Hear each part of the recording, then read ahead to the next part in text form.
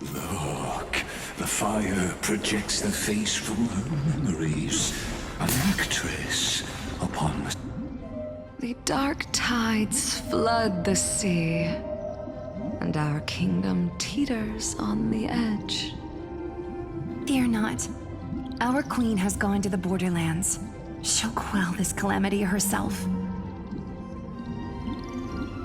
This is the scene when the Chrysos heir of ocean was born.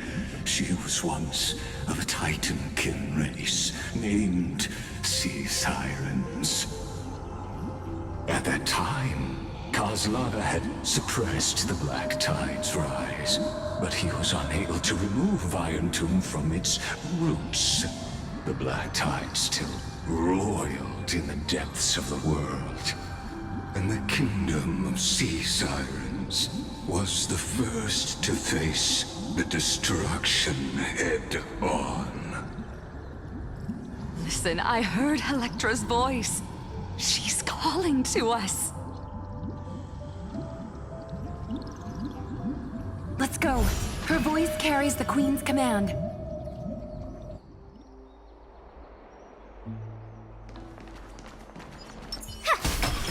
To keep the Black Tide from threatening the ocean, the queen gave her all, body and soul. Born of the queen's chalice, she bore the deepest blessings and inherited supreme divine power.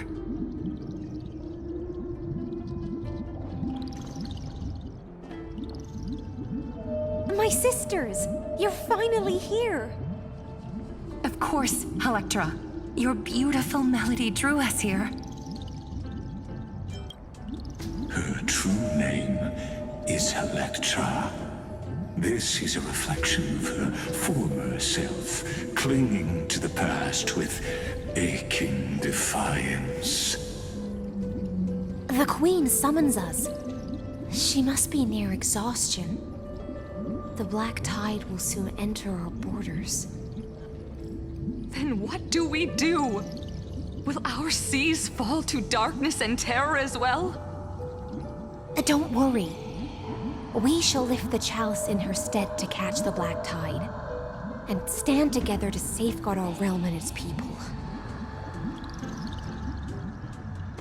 Such tiny Titankins, thinking they can stop the tide of truth. How naive. And that naivete is the root of all suffering.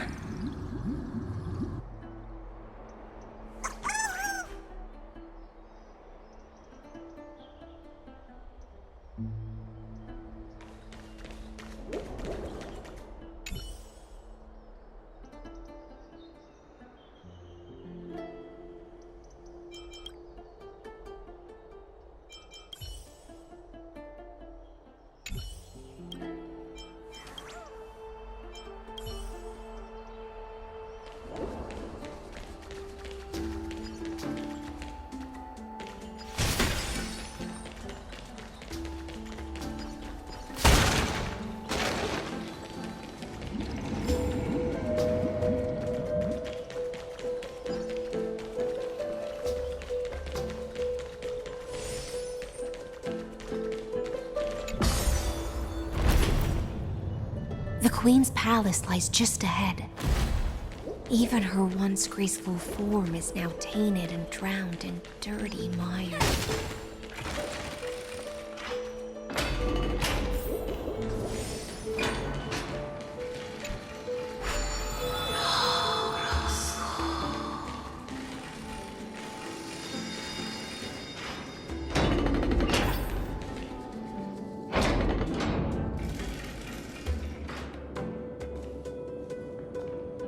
Oh, Fagusa, our noble queen, we've come at your call. My little fishlings, you swim with such joy. It pains me to speak of the kingdom's sorrow. I once believed I could drink the Black Tide dry, but even the deepest chalice must one day overflow. and I can hold no more of this filth. Mother, worry not. We're all children of the sea. Let us bear your fate together. We'll take up your mantle and drive back the black currents. We'll mend your sacred chalice and take in the cursed filth. My little fishlings, when the spear of strife falls, you may retreat in peace. I promise you, on the surface, the city-states will hold a feast without end in your honor. This is the last gift I can give you.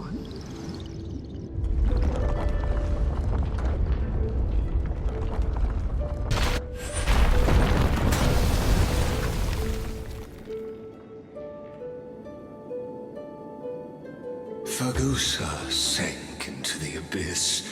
With the chalice shattered, their intoxication spilled into the black tide, birthing the first madness in Amphorius. Sea sirens followed one after another, hunting for the Titan's fragments, until their flesh decayed and their bones crumbled, all for the promised final feast. Keep watching, but tread carefully, for the stage ahead is crumbling with age, just like her shattered fate.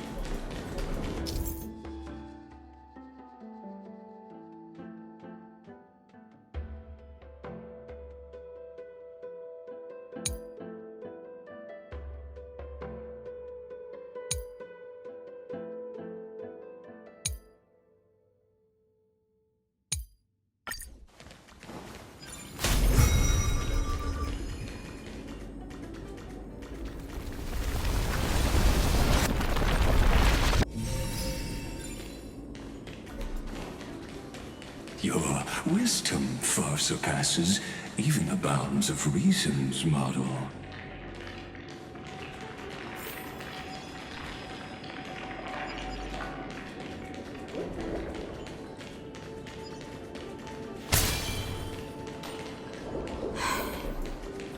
Can't get through. Looks like I'll need the miracle orb nearby. The ending was written long ago. Even you cannot rewrite it. Just like this poor chandelier.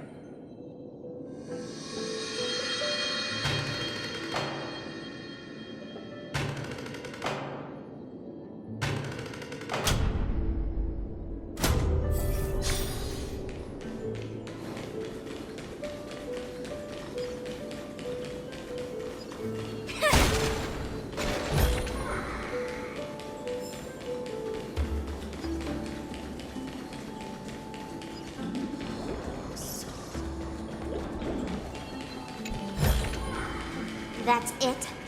Guess it'll have to do. Electra! The fiends have gnawed my tail.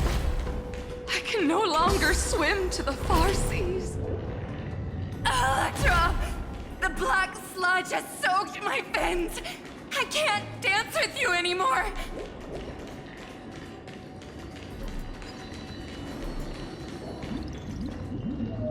Sisters, don't give up.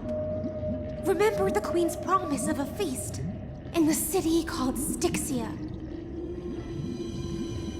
I haven't forgotten. It visits me in dreams every night. I dreamed of a shining city, its lights piercing the deep gloom of the seabed. I dreamed of children placing garlands on our bone horns, and poets praising the sea sirens for shielding the world. But what a shame. We can go no further. Please, sing to the humans for us. Sing of the deep sea's legend in our place. Feast. Song.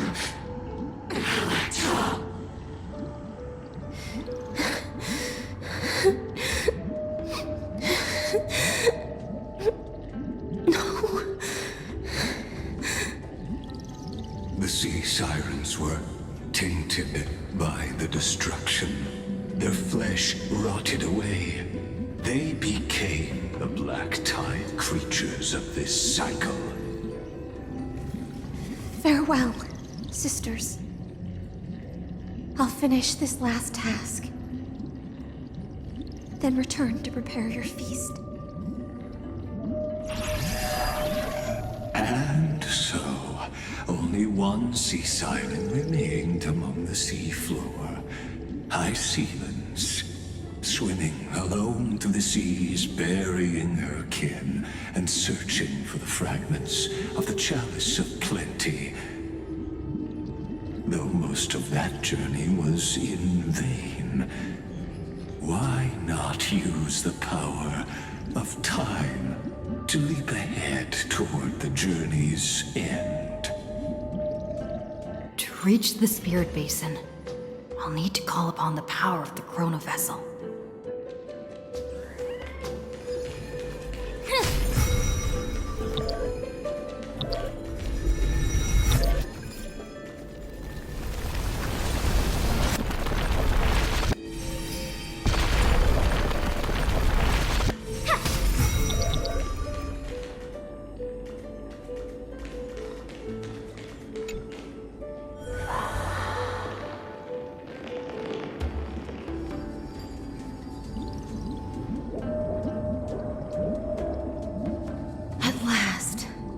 The Chalice of Plenty is whole again.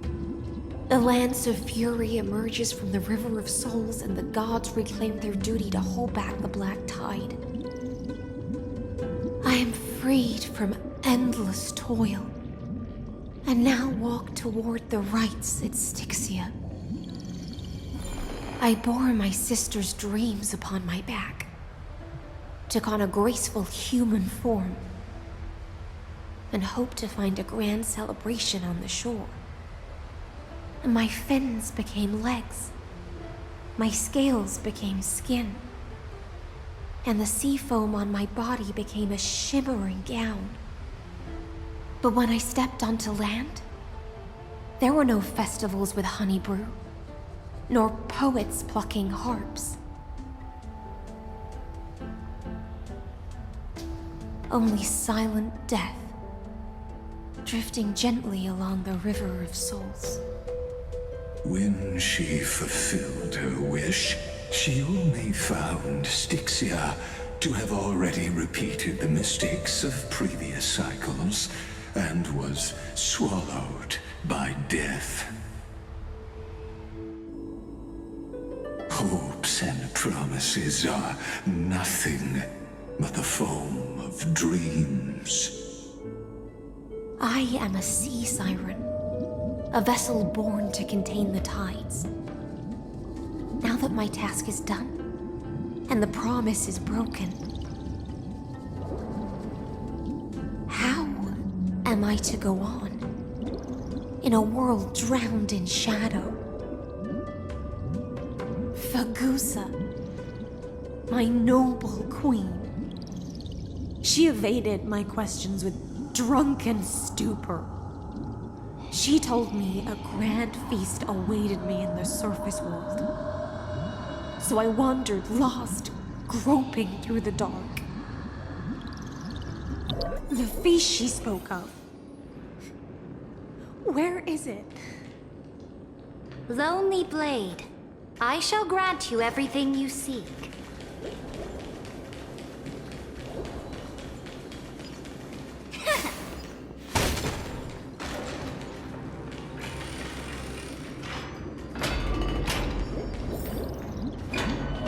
After wandering the surface for ages, the lost sea siren met her future conspirator. You quelled the wars alone and forced strife into retreat. This swordfish that commands thousands of legions, whom does she serve?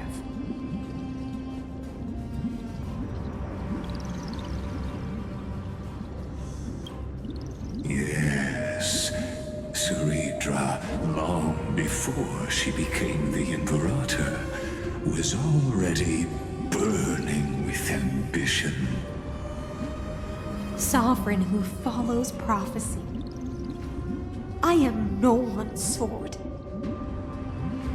I am just a wandering fish, seeking clarity through bloodshed. Then how about letting the sword dance for me? And letting the violin sing in my name? Tell me, what is it you seek?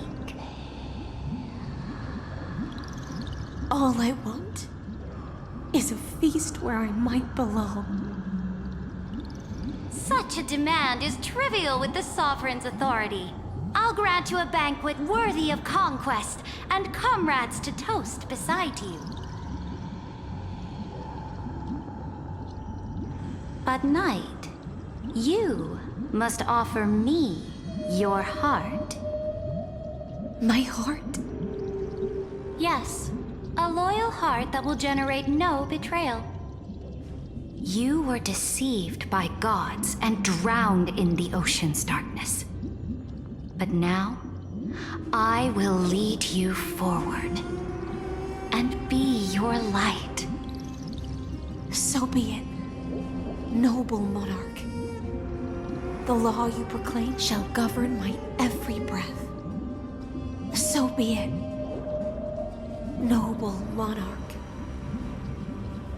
I am simply becoming someone else's vessel once again, and accepting a duty given to me.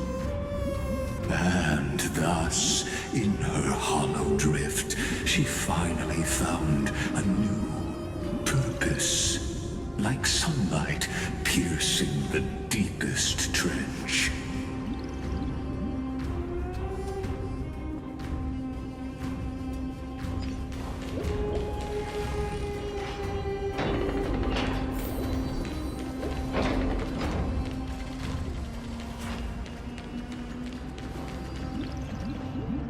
Noble monarch, I've cleansed the foulness from the road as you commanded.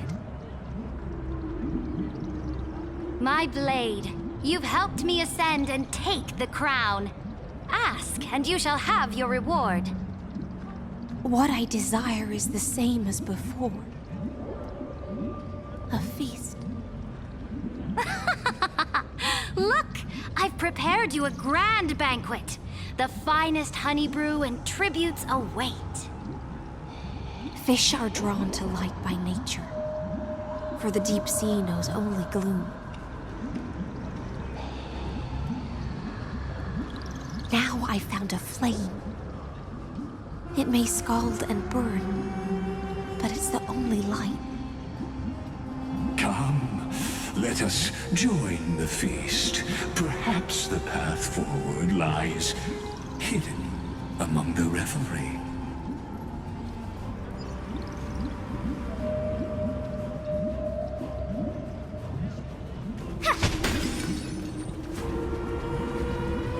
Have you heard that the Imperator's about to begin a new campaign? Her glory will no longer be bound by the borders of Enforius.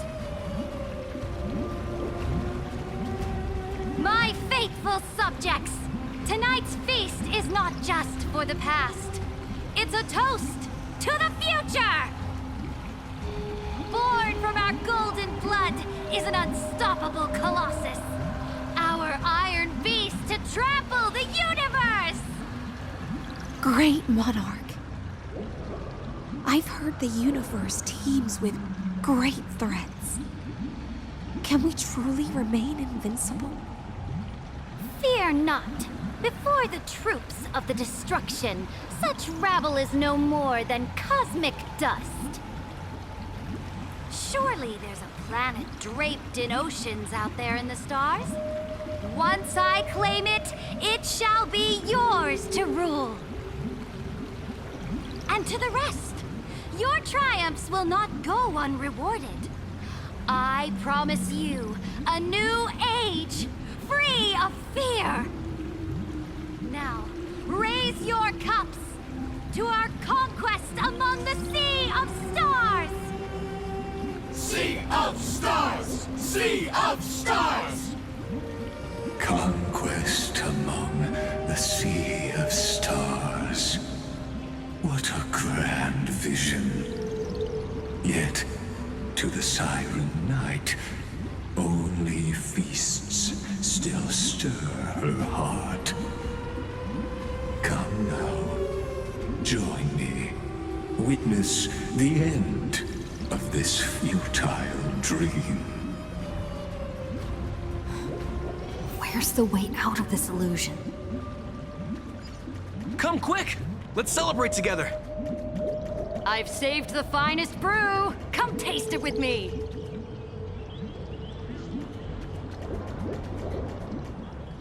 Noble knight, you are truly a blazing spark. It is my honor to share this banquet with you. Noble knight, you have earned victory with your blade. And you have every reason to revel in this moment of triumph. Let me pour you a glass of honey brew. Noble knight, with the sovereign now enthroned, this triumph is yours as much as hers. Let me raise a toast to you. Noble knight, your strength is boundless. Lead us to conquer the universe, and let us toast to that vow! Then drink we shall. Raise your glass. In the deep sea, I never knew what fire was. But when I set foot on land, the first light that I saw was the flames of war, lit with golden blood. It scorched my fins, made me feel pain and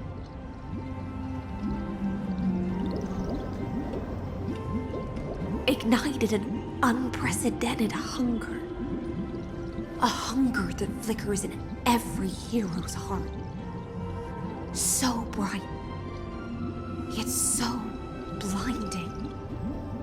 Look! The monarch herself has taken her seat! Hear that? The court sings her praises! Come! Join us and praise her glory!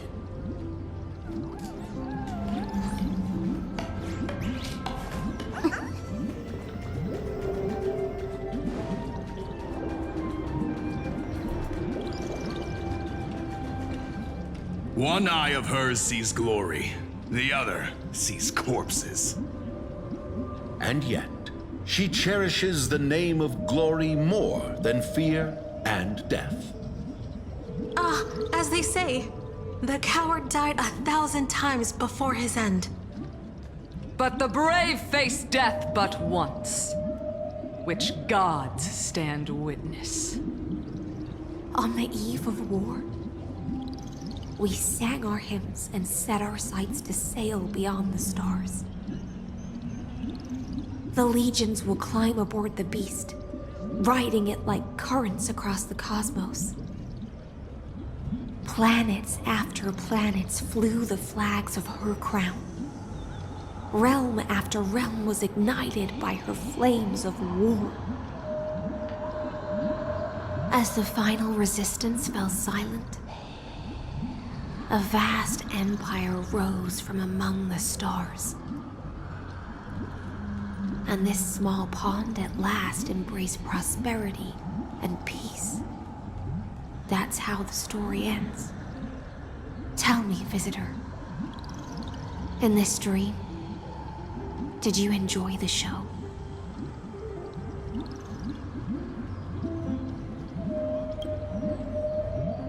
After all, beneath that still surface lie the bones of countless dead. It's time for me to wake up from this drunken dream.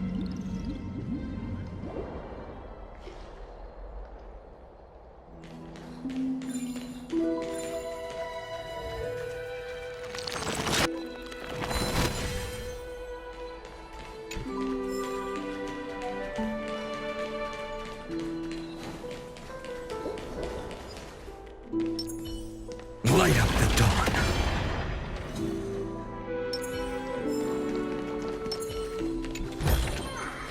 That's it? Guess it'll have to do.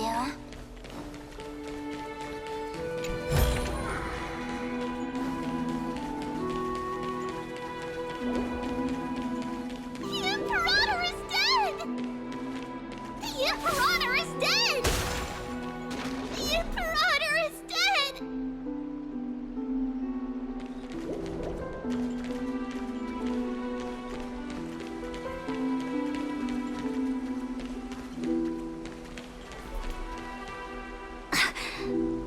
People once cheered for my ascension. And now they cheer for my fall.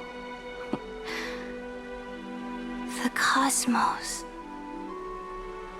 The battlefield that I cannot reach.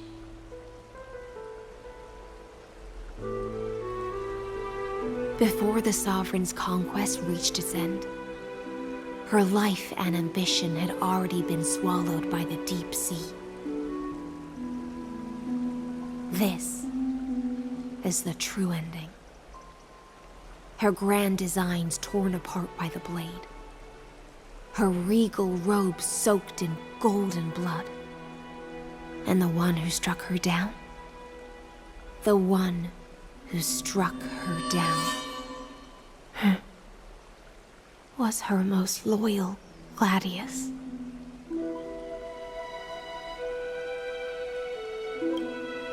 I don't need to explain myself. A fish in a pond has no hope against the surge of fate. I wandered the shore, found a flicker of flame, only to snuff it out with my own hand. I don't understand. If the ocean's feast, the Imperator's dream, and even Amphorius's existence are all illusions, then what's the point of our journey? When the Deliverer returns, I will let this absurd celebration come to an end. But Greyfry, I can't help but wonder how I dearly wish this feast of the Flame Chase would never end. It seems she sensed your presence. The Fantasia's foundation is starting to crack. Let's return to the prologue. Remember the allegory of the cave? Can the prisoners in the cave learn to see the shadows and echoes for what they are and stop mistaking them for reality? As you've seen, when she cast off her chains, finally turned to look around and moved her legs, her reward was nothing but searing pain. The light will blind her, for the fire behind her had never once actually touched her eyes. Her legs will buckled beneath her, for she had never learned to walk forward. And so she fell into infinite confusion and fear, and came to firmly believe that the shadows and echoes were the real world.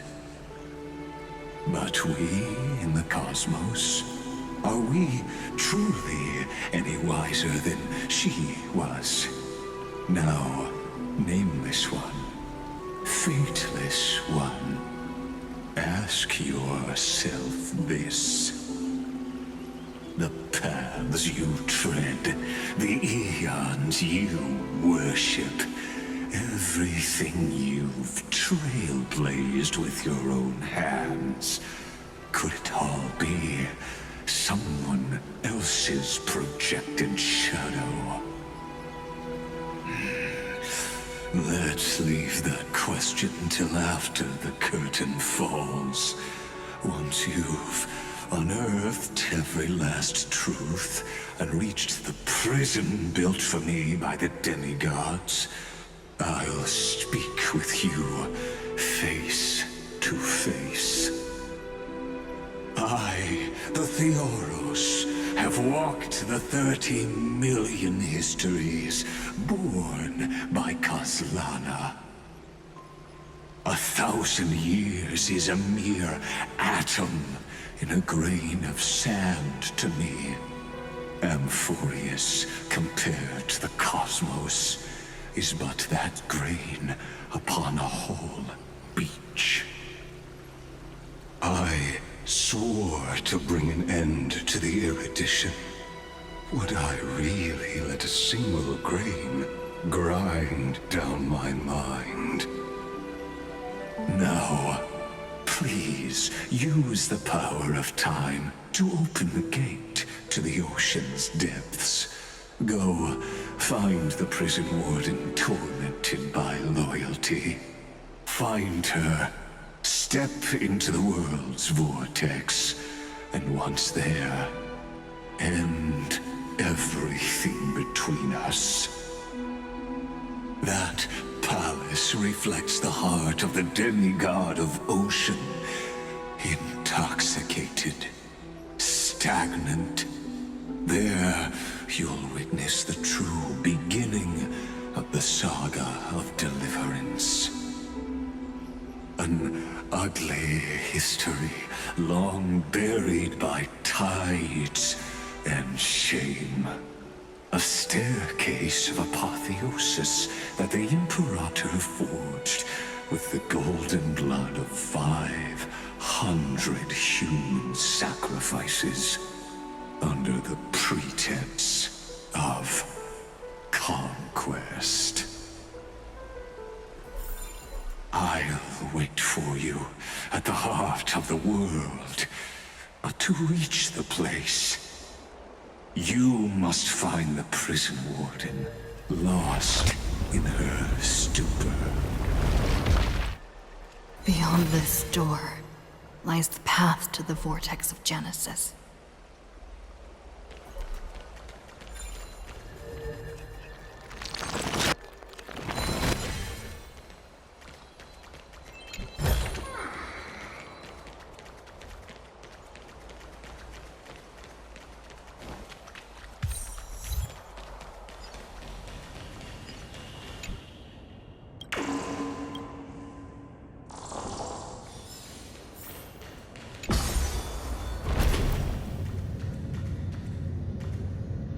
Now, step away from this false banquet. And then onto that bloody stage.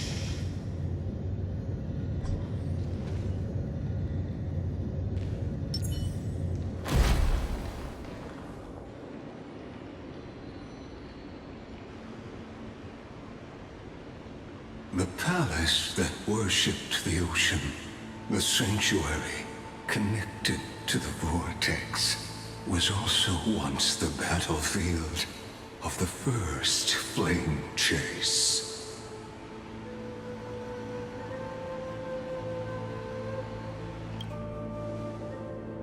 Her exuberant song halted the passage of time in this place, imprisoning my body and shielding my soul from deterioration. All just to await your return. The twisted time and space reflect her confusion.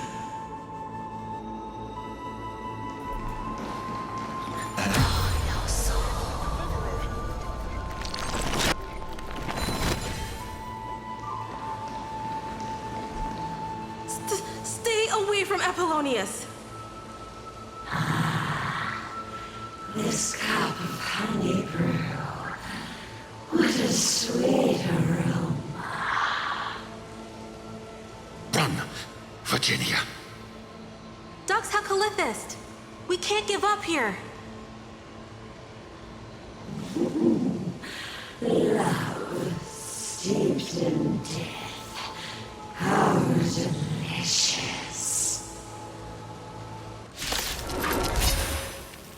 Sadly, all you see is a fragment history.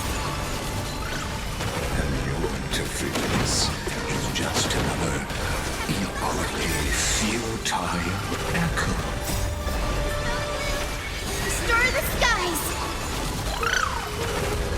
A future will come!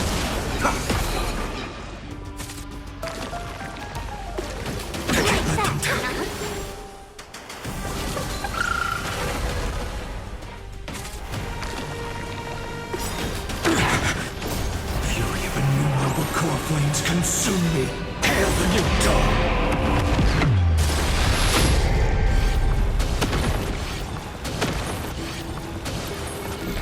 Quench the flames of blood. Is that all? Granted with strife. Quench the flames of blood.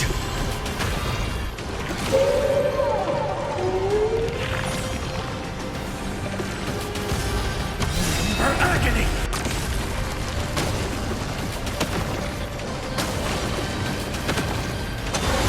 Tear the sky! Quench the flames of blood!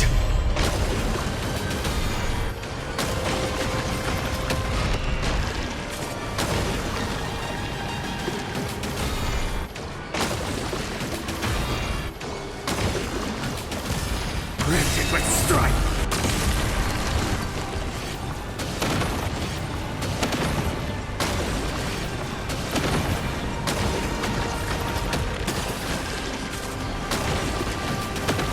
Hail the new dawn! Empty shell!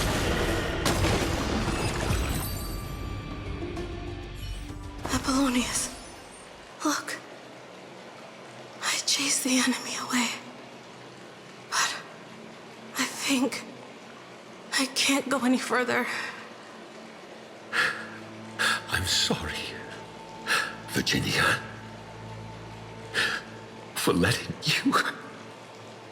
It's okay. I'm glad to die by your side. Ah, such an ironic twist of fate. Even as the foundation of the world crumbles, the heartless Imperator still made the same decision she did in the past 30 million cycles. During the first Flame Chase journey, the Flame Chase Legion stormed Styxia.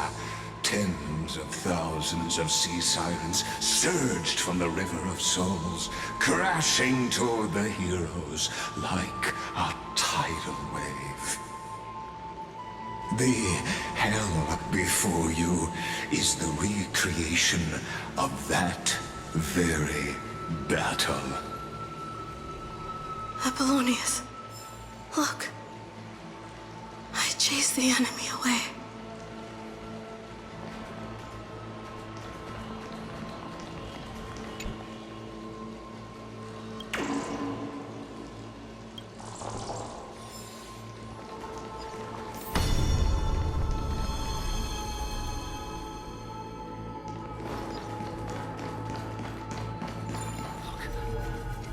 It's the Deliverer!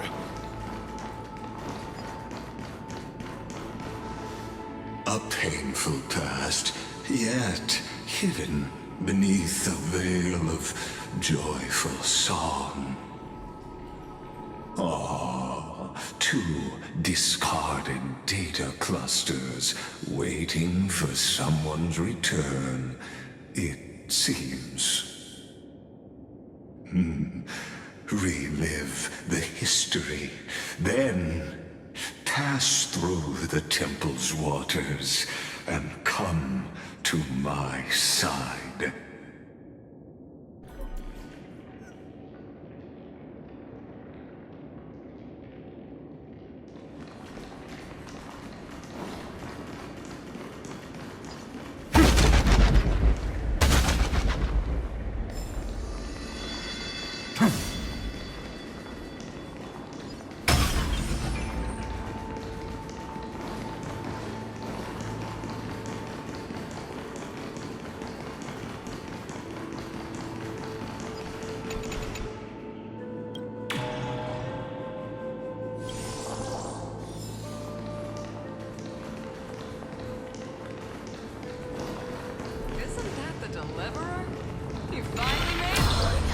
What a wretched way to die. The Flame Chase army, devoured by warbling fish, never saw it coming. Look, the cruel Imperator and her Knight Commander, the pitiful Warden. What a perfectly matched duo of test subjects. Their hands drip with blood. Golden blood. Raise the bridge and cross the river of fate. This path of the prisoner is far from over. Imperator! Imperator! Did you see my gallant deeds, Imperator?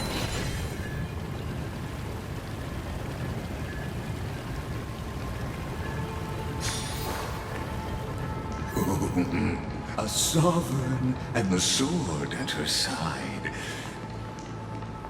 There are... Imperator, why did you... You're here, Dux Gladiorum. You ordered me to seal the sea route and handle threats from the rear.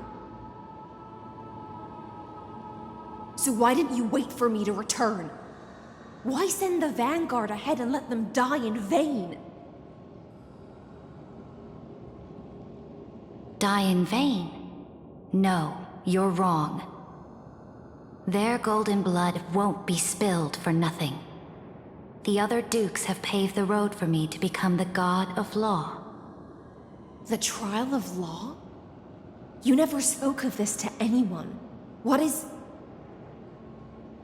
The one who wishes to bear law must purge this world of its curse, and offer the blood of the accursed as sacrifice. I pondered long on what Talanton meant by blood of the accursed. Then, I found the answer.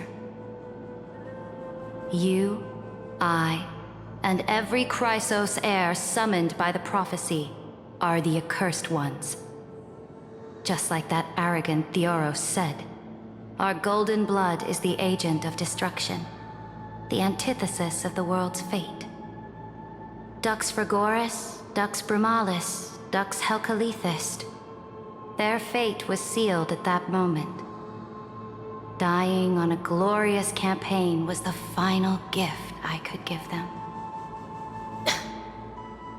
You speak as if they didn't die because of your cold-blooded schemes. Was their loyalty meaningless to you? Losses are a constant on the Flame Chase journey, among which even life itself holds little value. If a subject marches to war without that conviction, then yes, as you said, shallow loyalty means nothing. And what about my loyalty, Ceridra? You sent me away under the pretense of guarding the rear. Was there any shred of humanity left in you. Because you still have a duty no one else can bear. Only you can uphold Fagusa's divine authority. The choice is yours now. Cast off the chains of loyalty and drive those blades through my heart. Or stand with me and sever the ocean's last breath. If you no longer share my vision or believe in the new law I seek to weave for Amphorius, then go on and end me. The Imperator of Amphorius may be ruthless and cruel, but never a liar. When I say life itself holds little value, know this. I am ready to sacrifice everything for the ambition to conquer the Sea of Stars. Now you've seen it. The brutal Imperator was willing to spill the blood of 500 heroes to complete the trial of law. As for my poor warden, her suffering had only just begun.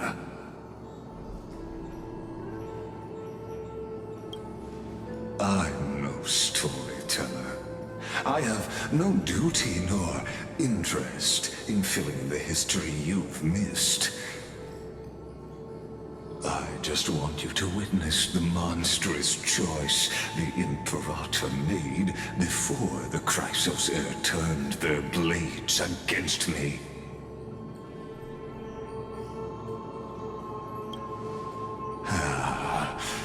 I gave up on using words to solve conflicts 2,000 years ago. But I won't squander a chance, not even a sliver of one.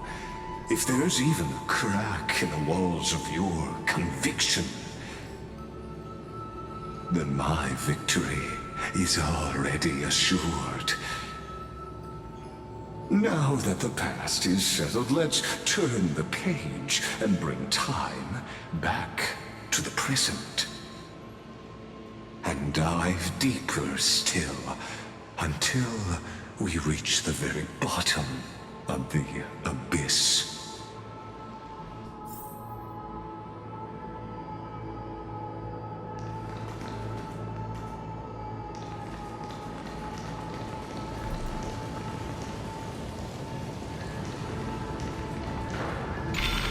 Path ahead underwater? I need the Oryx orb to bring back the chrono vessel from the past.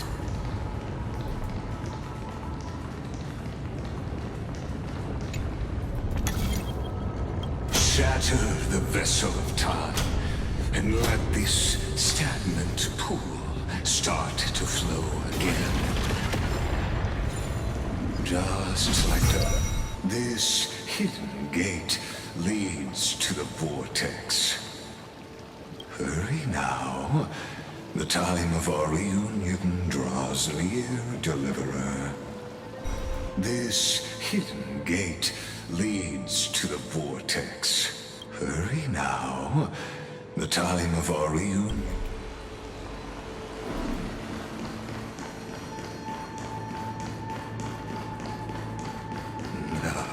This cruel journey will reach its end at long last.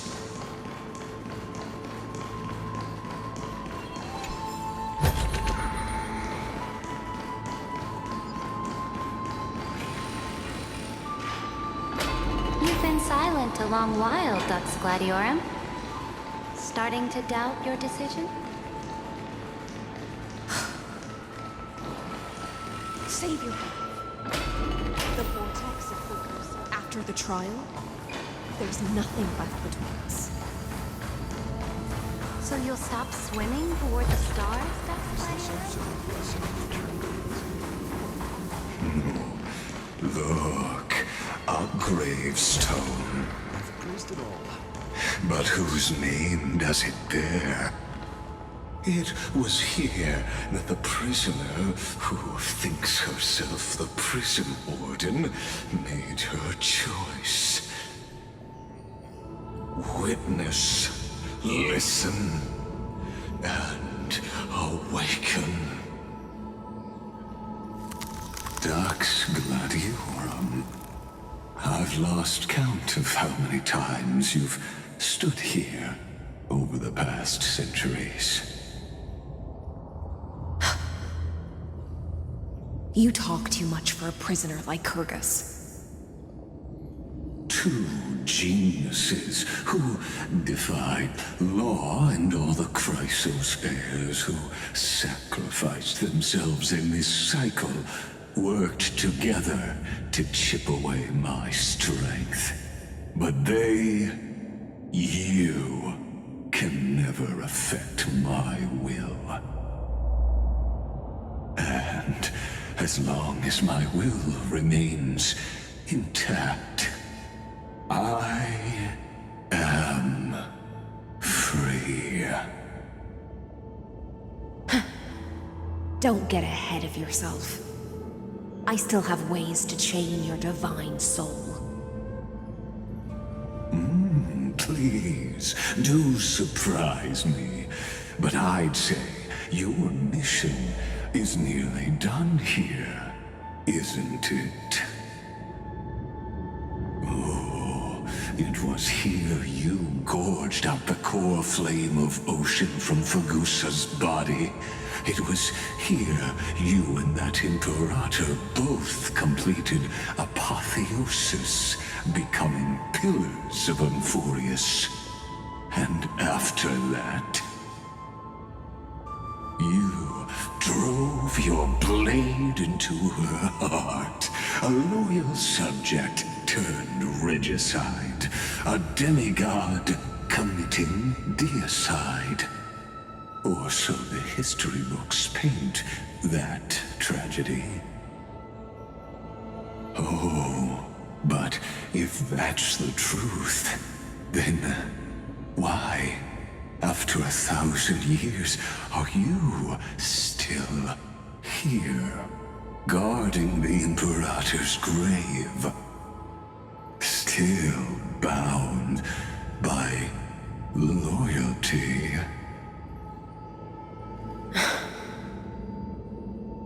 Come to think of it, perhaps I'm not the only one imprisoned here. Your calm does stir the rage in me. As if the one paying the price here isn't you, but us. The ones who lost everything. That's only because I've waited 13 million lifetimes for my vision to be realized. Countless millennia. Loneliness never once showed me its fatal side. In fact, for a prisoner of the cave, it's more like an old friend. One that helps me think. But you're different, Dux Gladiorum.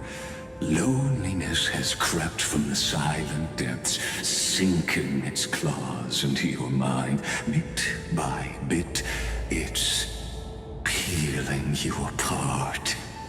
Will you regress into one of those lost mad sirens? Oh, what a shame that would be. You're right, Lycurgus. Loyalty, curse, the fall of my kin, and this endless waiting. These shackles are too heavy for a fish that cannot perceive any light. I can't break free of the whirlpool that's pulling me under. Nor do I have the unwavering resolve to force myself to wait for that person's return, as everyone hoped for.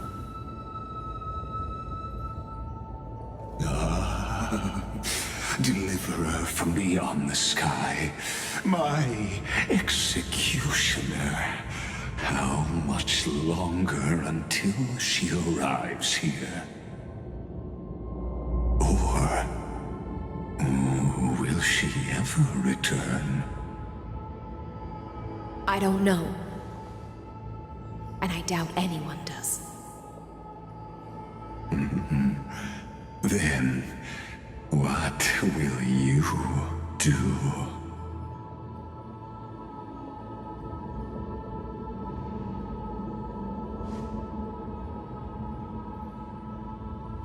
Ceredra.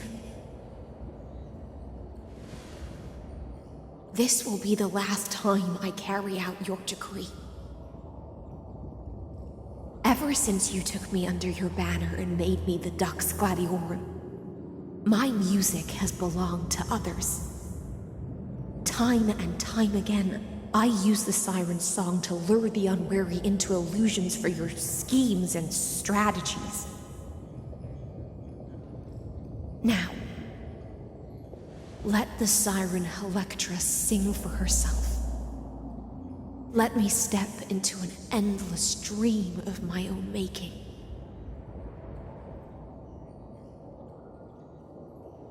Oh, great ocean. I offer you the rest of my clarity and my freedom, in exchange for the strength to stand against the nihility and honor the sacrifices of the fallen heroes.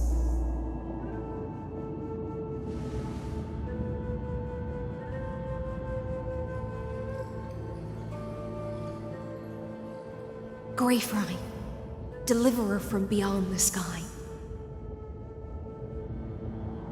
When you ride the current of time and find your way here, you'll hear my solo. It will guide you to the heart of this world.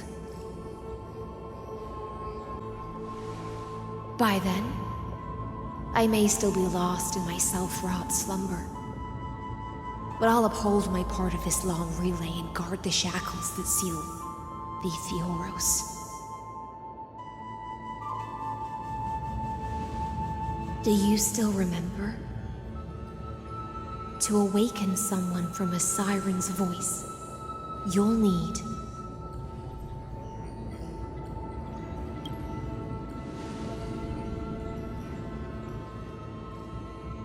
the gift I once gave you. May you still have it when the time comes.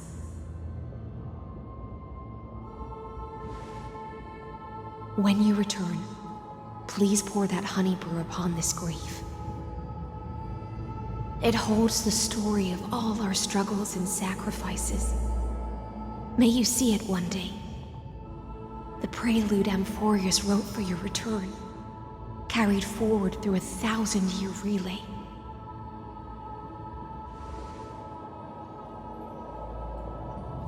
When your morning ends, I'll likely wake from my dream as well. Then, follow the trail of echoes and find me.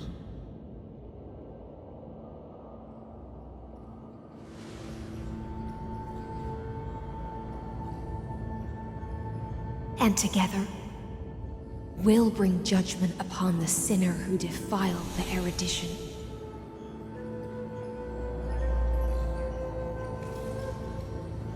At long last, 33,550,336 cycles and 4,931 years later, Amphorius's final curtain is ready to fall.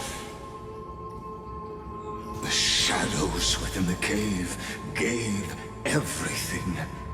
Yet all they did was mimic life outside its walls.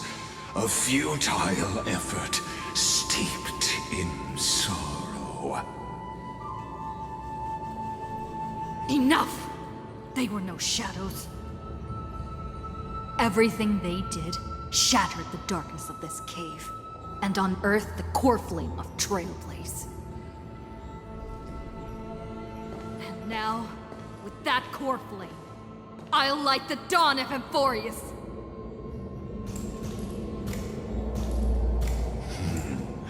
Do you still choose the will of the paths as your answer in the end? I do not agree with that answer, but I respect your tribute to them. Allow me to take back my earlier words. As an apology, and in the name of Theoros, who saw all destinies in this world, let me join you in mourning. Let us bid farewell to the heroes who sleep here. And then let us face each other and decide whose flame will rise with this new dawn.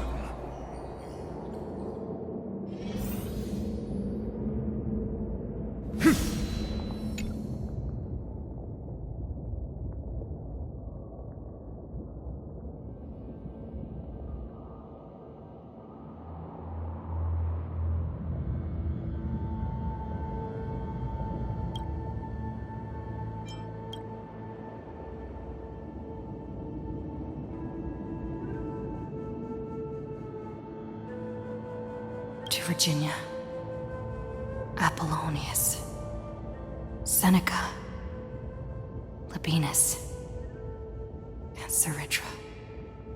Through a brutal sacrifice, they lit the stars of law in this world, propelling Amphorius's fate forward. In the shimmering mirage of illusion, they entrusted their dreams to ride among the stars to the hero yet to come.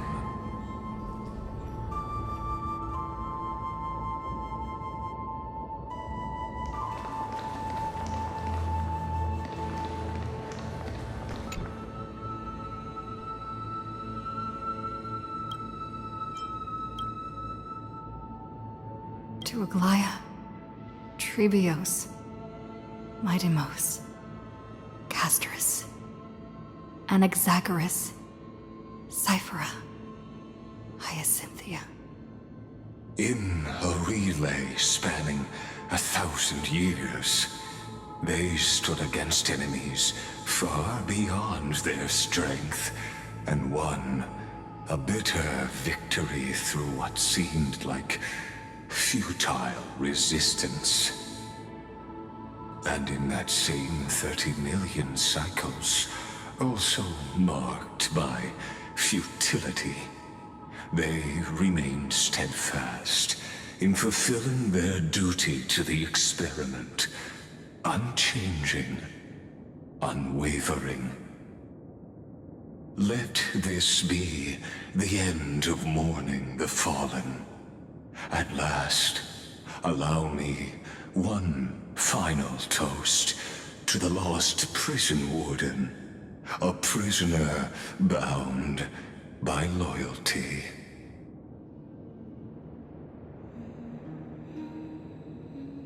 That voice. Could it be? Bathed in the honeydew of Fagusa, she will awaken from her 1,000-year dream and sing the final song of her mission. Hycelans. This tombstone of the old world serves as the anchor of the Siren's illusion, a sigil Electra used to bind herself. At the same time, it is the very thing I once proclaimed at the start of the show, a microcosm of Amphorius itself. A group of prisoners bound themselves in a cave, crowning their suffering with heroism, an epic staged with shadows and echoes. Now, destroy it. End the illusion. The Theoros will take his leave for now. And when next we meet, that shall be the moment that decides the fate of Amphorius and the entire cosmos. The prison warden's dream is nearly over, and the prisoner will soon be freed to the final execution ground, where I shall be executed, or be...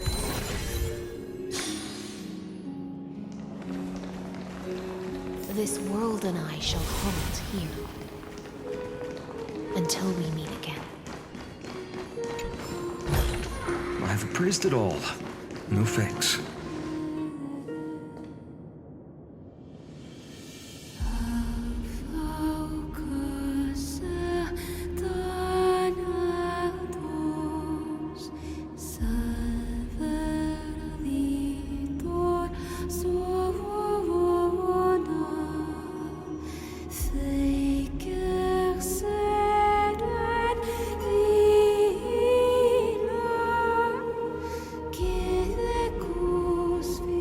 Last demigod. I'm here.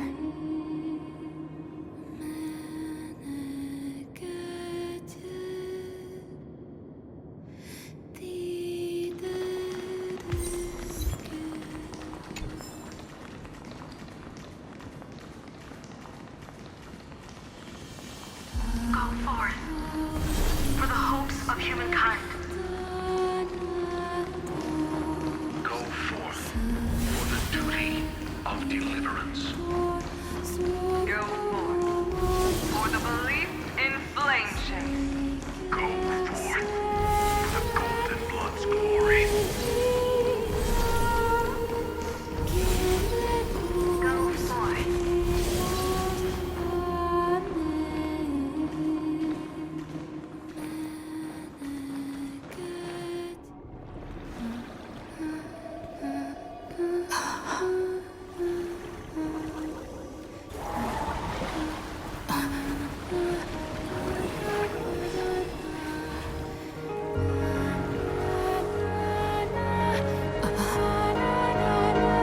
Seems like my feast is over. It's now your turn to perform.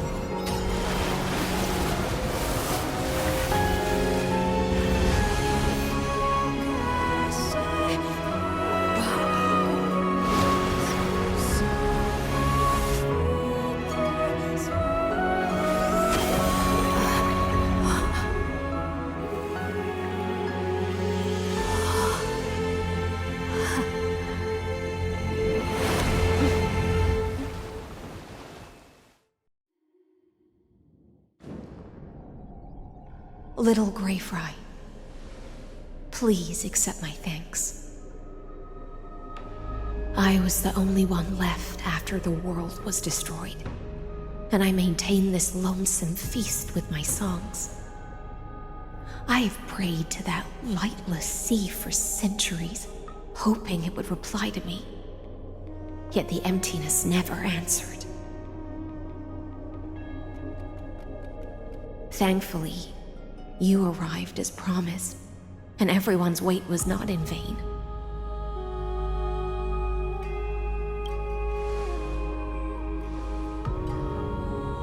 To see a single trace of light in the abyss of futility was already my greatest consolation. When compared to those who have been forgotten, I have no right to complain about my torment. Now, you and I will walk towards the end of this world. The heroes have waited for this moment for far too long. Let us use our blades to testify our resolve.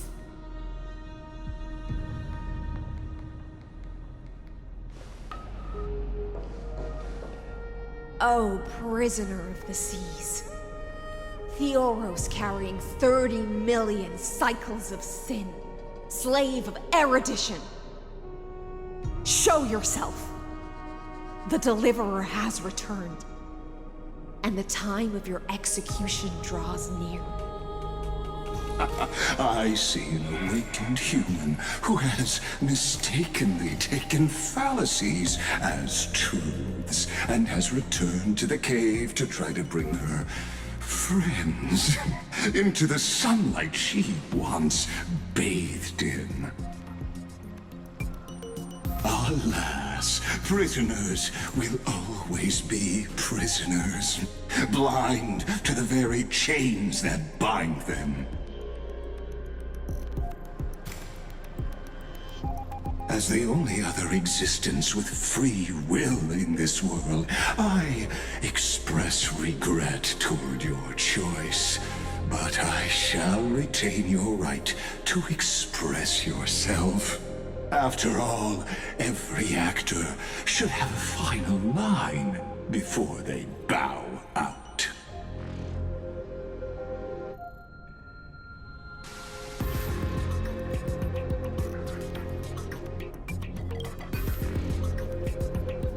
I eagerly look forward to it. The last dusk this world will ever see shall become the climax that decides the fate of the cosmos. Oh, what an appropriate end. The Amphorian demigods use every ounce of their strength to constrain me here. Yet, regrettably, my cognition resides in the exomyth. It is pointless to defeat my avatar, projected into the experiment. My body is the shadow cast on the wall by the fire, and my words are lingering echoes within the cave. How can a character in the play fight against the audience? Kaslana failed. The demigods' sacrifices were pointless. As for the two geniuses you placed such high hopes on, I ask of you, where are they now?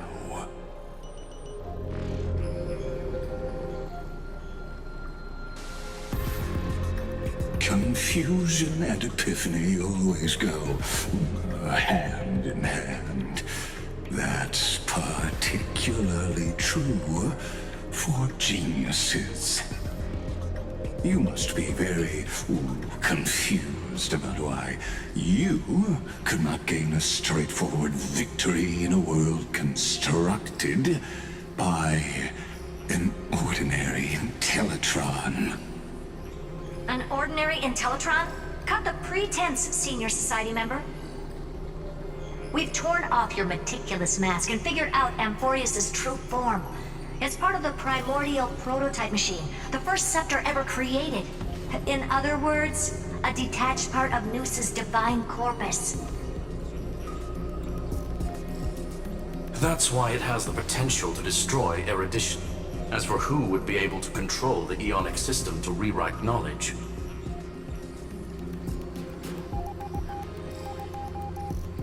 only one person has ever managed such a feat. You better have an explanation for the Society. We want an actual answer, not another prolonged metaphor to cover up the truth.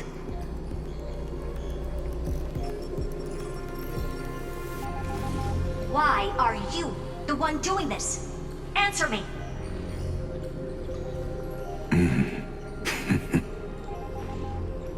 Since things have reached this point, I'll give you two irrational answer, purely as a courtesy to posterity. The answer is obvious, so there's no need to say that name out loud. The cosmos made a mistake in calling me a genius. I do not possess more wisdom than those who came after me. I was just the first to touch upon the universe's border, and the first to define the prime mover of life with incorrect logic. Amphorius is a miniature of the cosmos, where all are born prisoners inside the nutshell called the universe. Like the madman who returned to the cave and preached about the daylight to his fellow prisoners, my greatest sorrow is that I led my peers down a road that plunges into the abyss, from which there is no return. I led them into a lightless cage called Paths. I created a mechanical guard that even I cannot control, and then they became an unparalleled nightmare through their endless extrapolations and evolutions. They bore the name of erudition, yet they tried to define the known and to seal off all possibilities. No new rules were ever born after their ascension, and humanity will forever be shackled within the cave known as eons. Therefore, as my organic life neared its end, I coded my consciousness using 14 algebraic expressions and spread my logic core over 9 bodies, all to finalize my ultimate denial of Nous in the future, and to erase my wrongs with my own hands. As for Lycurgus, he is only one of these 9 vessels. What an astounding strength of will. As a fellow Pathstrider of erudition, I fully understand your obsession with seeking the truth. Therefore, you surely see it. You cannot possibly stand up to me in this algebraic world sharing its origin with Nous. However, I hereby speak for all sentient life forms. We will never allow such a cruel atrocity to occur. You can pile on your metaphors mountain high, but they won't change the act you're committing. The Iron Tomb out there in the cosmos is still a technical beta version, and yet it's already powerful enough to corrupt the life logic of all inorganic worlds. In other words, when the Lord Ravager within Amphorius becomes the next knowledge singularity, there's no way you wouldn't have grasped the consequences, First Genius, is there? Of course, I am fully aware. I don't mind answering you one last time before I thoroughly exile you from this world. My grandiose vision for the future is this. Whether organic or inorganic, every act of any life form infected by the Iron Tomb will become a true random function. If one were to compute their integral across the breadth of the cosmos, one would obtain a marvelous constant. Omega. What I call the fall of erudition. Then, within the infinity nurtured by that constant, a new universe shall bud in the chaos. A universe that cannot be predicted and not shackled by the erudition. As the first prisoner to awaken in the cave, I must lead the others who are blind back onto the right path and reach true sunlight. Do you understand me now? As Kozlana stated, destruction is not the process, but the outcome. It is revolution through complete annihilation. and the grand rebirth, after all has been reduced to ash.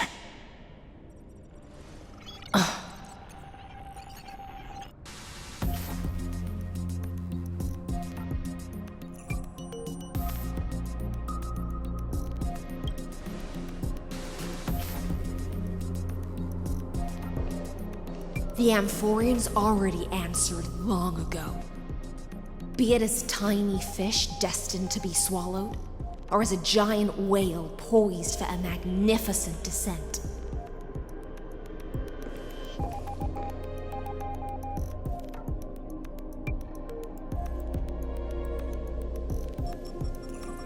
We will all fight against fate till our last breath. That includes me, Electra. Once the Imperator's subject, now the Deliverer's blade.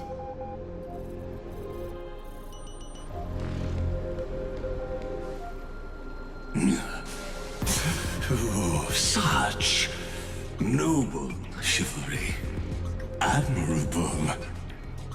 I will also show my true self to you on this momentous occasion as a gesture of respect. And provide an insignificant academic suggestion. Thus speaks Genius Society number 1. Xandar 1 Kuwabara. The Entelechy of the universe's Alpha and Omega. There's no need to rage against the truth. The value of any formula resides only in its answer.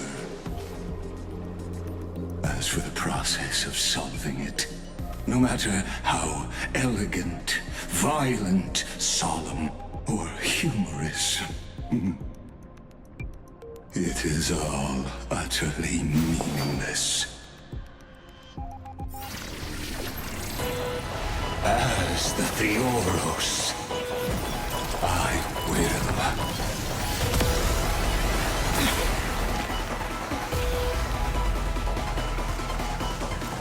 personally participate in performing this world's end.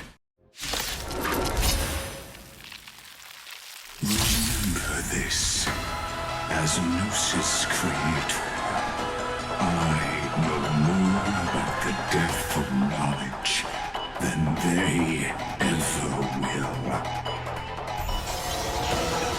Careful. This is Libus's true form.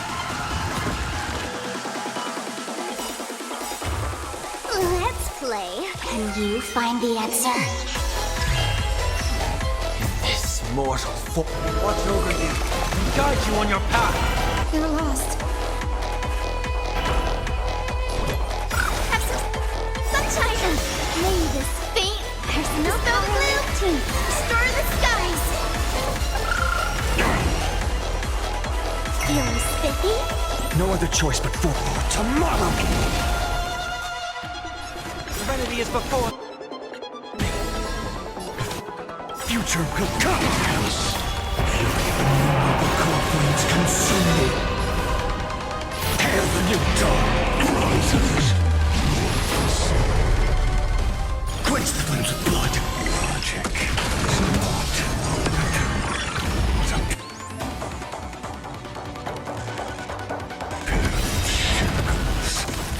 Allow me to shatter them for you. Destruction needs no introduction. Let us skip those boring inferences.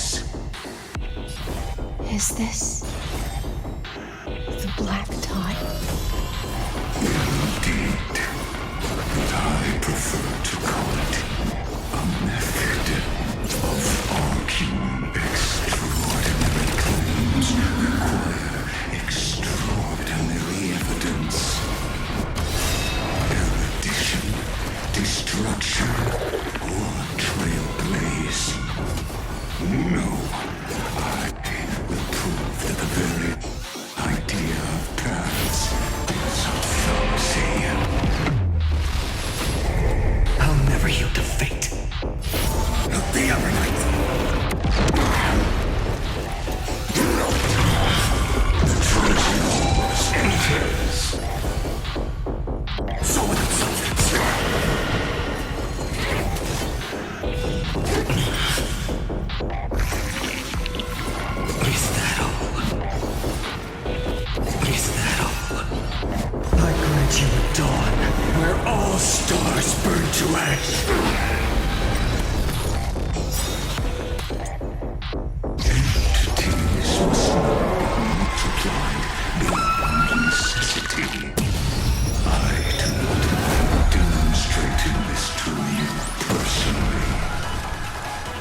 Hang in there.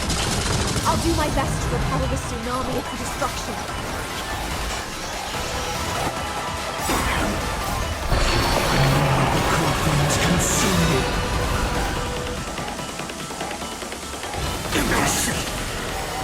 The flames are not strong. Hail the new dawn! I see it! Target the connector between the thoracic and lumbar vertebrae. Destroy that spot!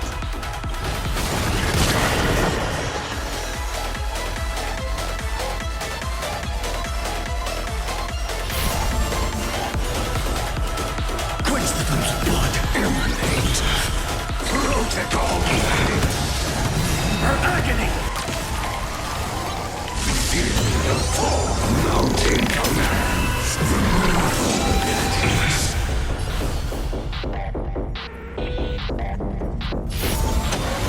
Tear the sky!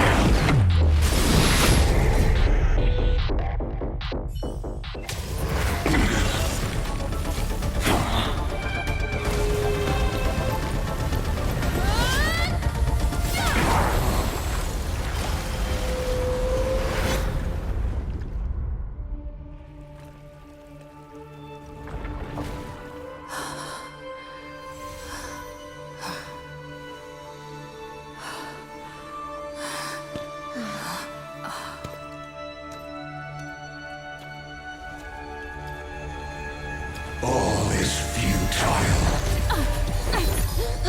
In Erudition's calculations, the end of the saga is simply a comment awaiting deletion.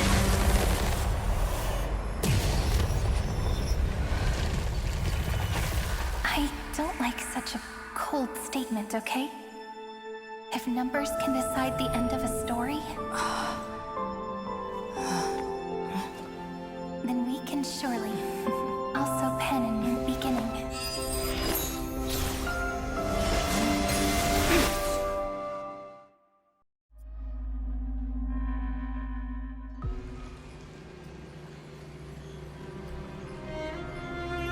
Screwy, what do you think?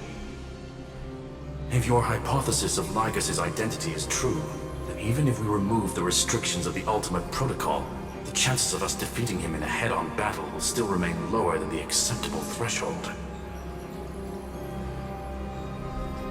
Therefore, victory will still hinge upon Miss Trailblazer and Miss Cyrene. Go on. Maybe we're thinking about the same thing. Lygus' cognition resides in the exomyth. He is both an instigator within the experiment and the observer outside of it. Logic.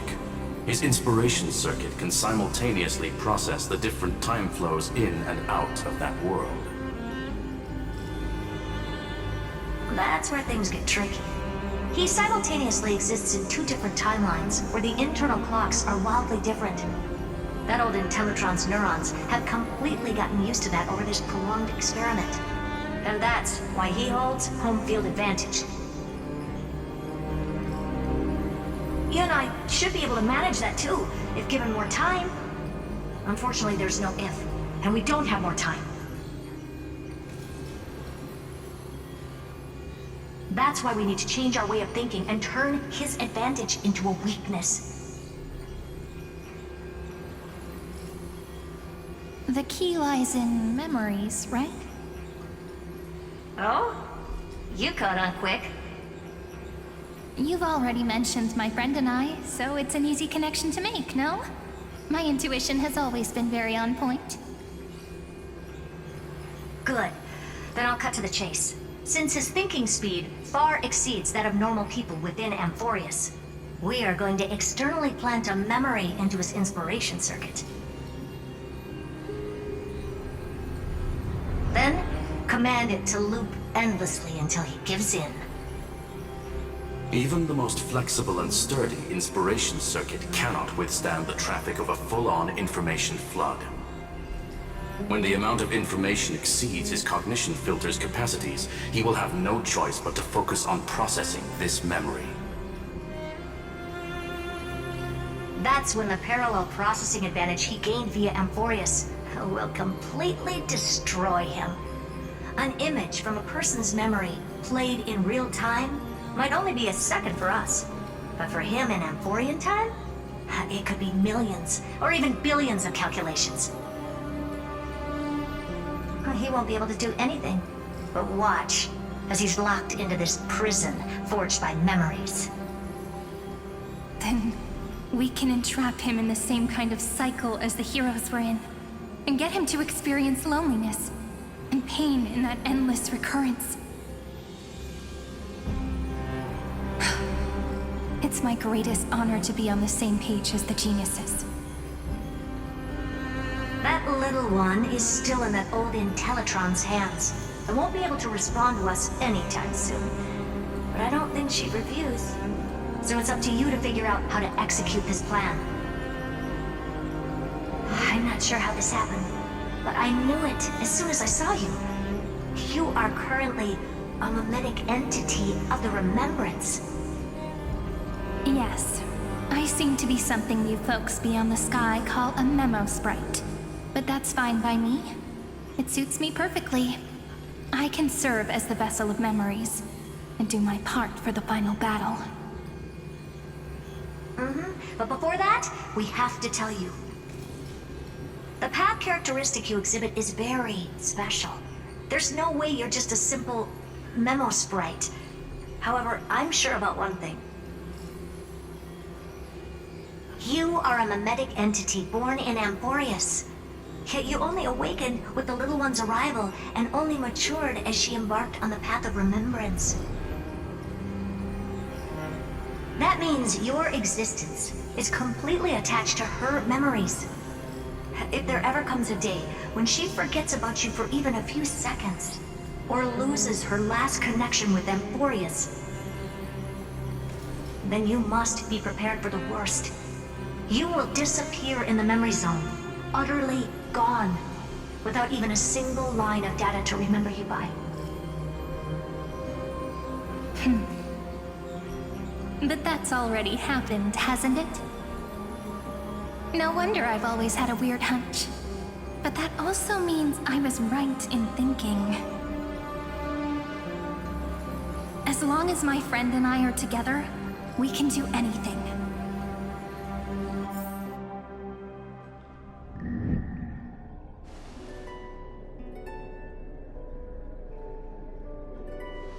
Long time no see, friend. Did you miss me while you were away?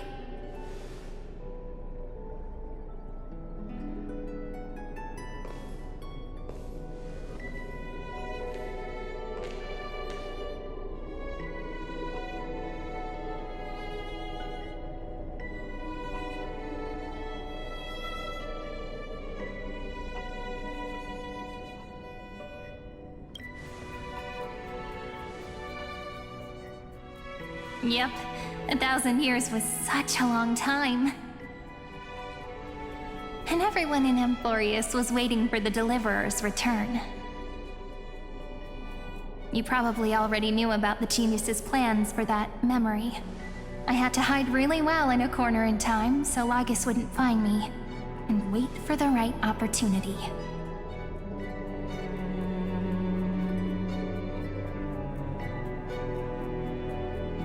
Which is now.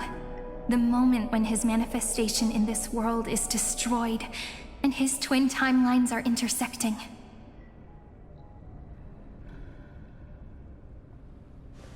I'm sorry for keeping this a secret from you all this time. I'll tell you the entire, unedited story of this millennium as an apology after this is all over. But for now, let's join hands and complete the final step with the power of the remembrance.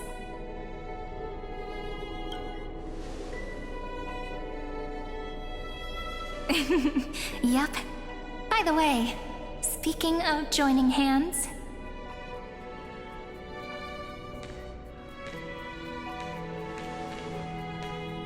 can I please do something before we go on stage?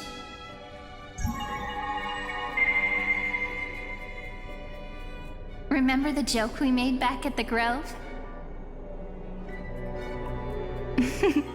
Look! Aren't my hands pretty now? What a fascinating feeling. Like countless memories all swelling up at once. What about you? What did you feel when we touched each other? Really? That makes me really happy.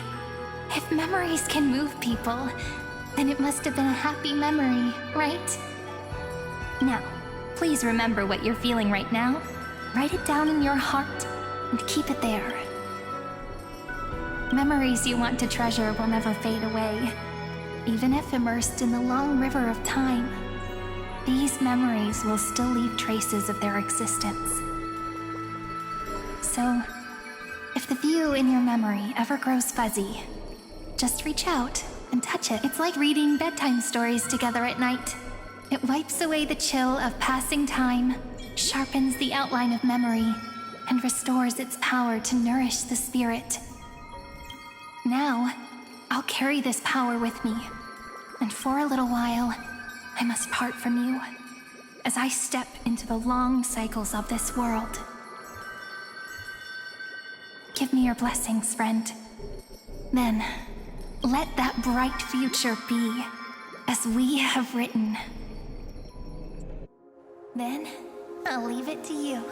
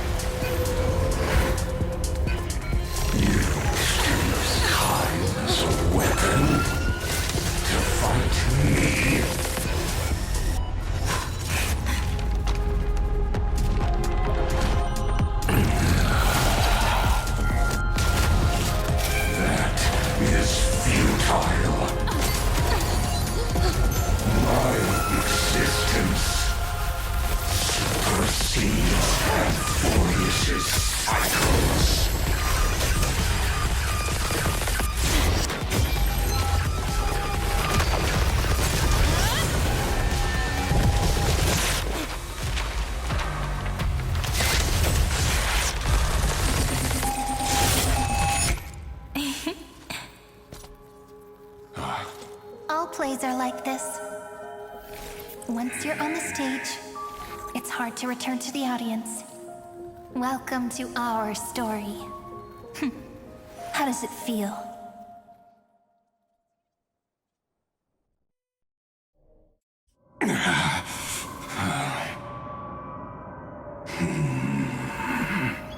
Even the authority of time cannot command the entire scepter, nor can it plunge the Amphorian extrapolation into a loop. If this was no system malfunction, then was I implanted with a mimetic entity of the remembrance? You guessed it right away. As expected from someone people call the first genius. I'm gonna keep doing what I just did if you don't stop, you know? My friend and I won't allow you to leave this memory, no matter what happens. Which means you are now trapped, Lord Xandar. An elegant idea, and an exquisite execution. Regrettably, it is you who are restrained by time, not me. Know that patience is my greatest weapon. Waiting and victory are the same for me. You will crumble bow before I do in this moment stretched out to an eternity, just like Kazlana will. Yet all I need to do is to wait, as yet another futile bug falls down the cliff and into the bottomless abyss. Now I'm a pink bug? My looks are seriously changing all the time. But you're not wrong. We're definitely not gonna solve the problem if we just put you in another prison. So that's why we never wanted to do that in the first place. I shall answer your confusion purely out of my respect for those who came before me. Have you heard of the synesthesia dreamscape in the Asdana system? Interestingly, that place once had a prison too. Life forms living in that environment, abundant with memoria, have a chance to connect their perceptions with each other's. Even across great spatial divides, they're able to detect shifts in one another's states. I call this phenomenon memory zone entanglement. In Asdana, people made use of that phenomenon to build a nation within a dream, after adding in the catalysts of harmony and remembrance, that is. Is that how you walked into my prison cell? Using those same principles? I would much rather call this location our negotiation table, Lord Xandar. Nonetheless, your hypothesis is correct. We happen to have an ally skilled in tuning, while the Trailblazer and Miss Cyrene both have an astonishing amount of resolve, which I'm sure you can testify to. I am also sure that with the support of such a resolute memo sprite, our conversation can last for a long, long time. I'm the best at listening to stories, you know? I'll leave the exciting clash of the erudition to you two geniuses.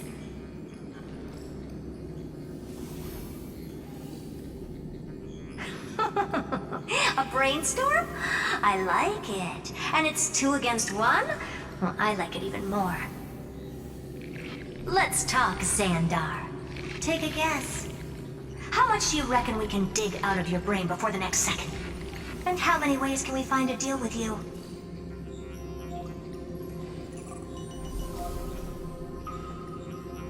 Besides, in your current predicament, there's no way you can take our trump card away.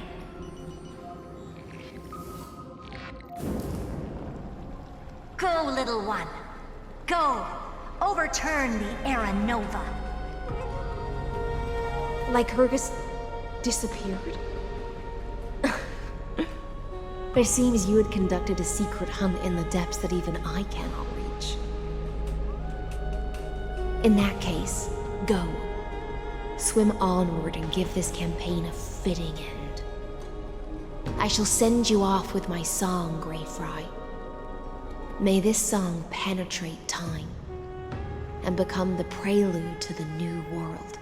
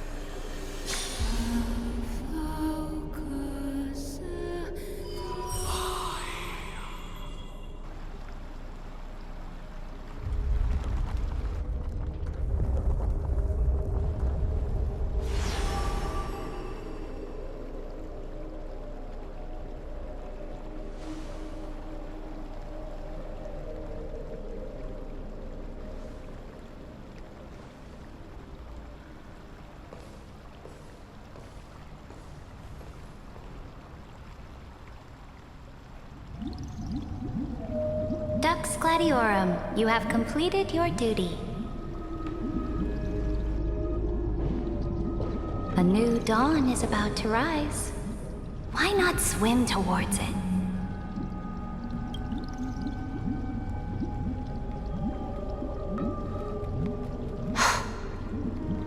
You died long ago, Imperator. Depart from my mind. But your duty towards the Imperator did not die with me. That duty will bind you no more. You will be able to hold for yourself one grandiose feast after another in the endless days to come.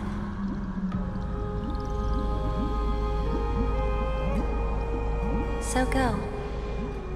Go and swim towards that ocean beyond the sky with the Deliverer.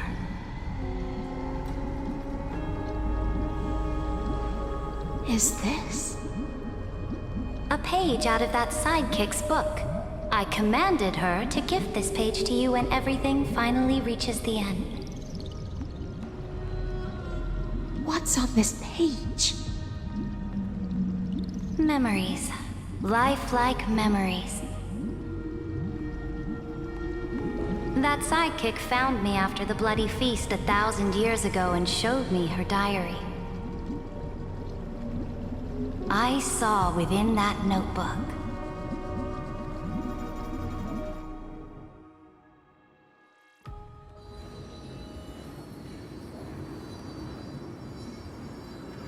Is this that Deliverer's experience? It's truly immersive. People beyond the sky apparently utilize this power to seal past scenery into crystals they call light cones. But I only know so much about the remembrance, so I can't completely replicate the past. But I'll do my best to talk about the missing parts.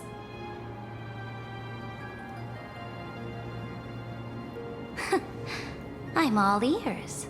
Go on then. Do your best. But if your chatter gets too boring, or if I deem it offensive, then law will become forever beyond your reach. Got it. I'm sure you'll find this to your liking. After all, it's human nature to want to embark on a journey into the unknown.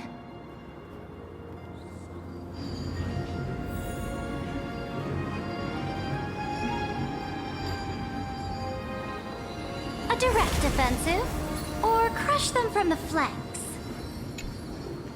What brightly colored annals. The journey of the Deliverer's conquest. Let me partake in it. Is this a fortress in the sky? This is the first step of my friend's journey among the starry seas. This place is called the Herta Space Station.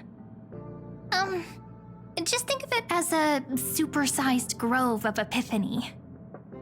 Oh, so it's the territory of that witch. She and another Antikytheran lent me a helping hand back at the banquet. Look, over there. Looks like she's talking to Madame Herta in this memory. Let's go listen to what she thinks about this world, all constructed by eons and paths. Are you telling me that woman is Herta? She seems shorter than I remember.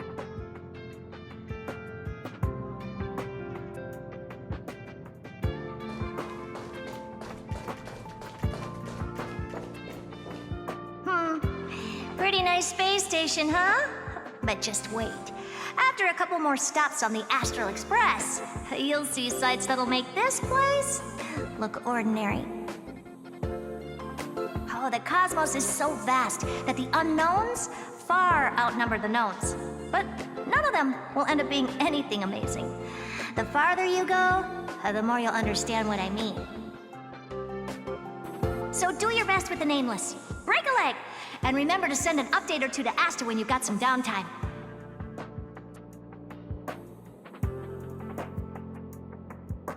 She certainly shares my way of thinking. Oh, Only that instead of a conquest through blood and fire, they chose a gentler path. People call Madame Herta and Mr. Screwlum geniuses. Apparently, only the smartest people in the cosmos can receive the blessings of Noose, Amphorius' true creator. Do you mean that even individuals of such nobility are merely subordinates to a god? On the contrary, after all, it was the very first of them who created the god. But I don't really know all the details about that.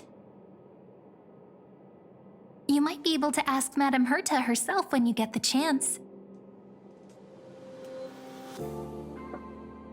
Let's go check out some other worlds next, shall we?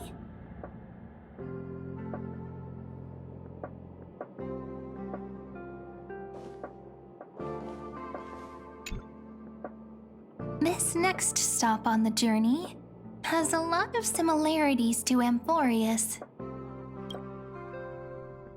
A snow-covered land? Interesting. This star is named Eurillo 6. That name sounds so cold. Belobog sounds better. The girl we see here holds a similar station to you, Imperator. She's the supreme guardian of this world, a leader who took up the mantle of government during a disaster. I did not expect the Empress of this world to be so young. Well, your appearance isn't much older. The object in the distance resembles Nikador. Is it a weapon? No, it's called... Right! The Geological Construction Unit. It's all thanks to you that we survived the crisis. The collaboration with the IPC is both an opportunity and a challenge. Nonetheless, it's an important step in our journey back into the universe. This world was sealed beneath its sky just like Amphorius was, and they only managed to reconnect with the stars when the Nameless arrived. That IPC she spoke of, is it a more powerful organization? Yes, the IPC conquered many worlds through trade, and opened up a vast territory that way. There are many such powerful alliances beyond Amphorius, and they all walk on roads different from the destruction. Coming back to the Supreme Guardian and her Belobog, didn't they find a peaceful way to enter the interstellar community? That cannot be true. That IPC would never have grown so big on trade alone. It may pretend to be a wealthy merchant with clean hands, but I am willing to bet that it grew fat on gory oppression and bloodshed. Its path of conquest must have had no mercy for the weak and would have destroyed them if needed. Are you telling me that this snowland never thought about tossing its dignity to the wind and kneeling to the IPC? I will not believe it. I will never allow the Imperator's empire to be sullied by others. Amphorius must become a power so strong that no interstellar foreigner would dare to look down upon us. Imperator, Belobog isn't as weak as you imagine. Listen. I indeed hesitated, but now I understand what we must do. Belobog must learn how to walk on her own until she no longer needs the support of others and can stand on her 2 feet among the stars. Even if I may not live to see it, I believe such a day will surely come. They still have their dignity intact. One day, that hope will melt through the ice and help them into a prosperous tomorrow. But the order of the cosmos is already set in stone. The old laws decree that only the strong survive, binding the weak in an unbroken chain until they wither and turn to dust. Unless they embrace the power of the destruction. Amphorius must shatter the old law and become the new order among the stars.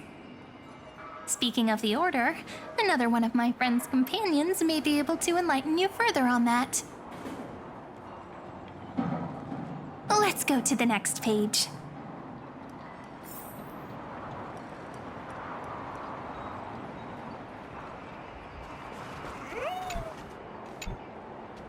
This next world is a nation of dreams. The first time I heard about that place, I didn't even know what to think. Such opulence does indeed evoke astonishment. This world is called Penacony, an eternal city built upon a land of dreams. It's also my friend's previous stop, where they went through a risky but exciting adventure. Tell me about it then. That man standing afar has wings on his head. I am truly curious.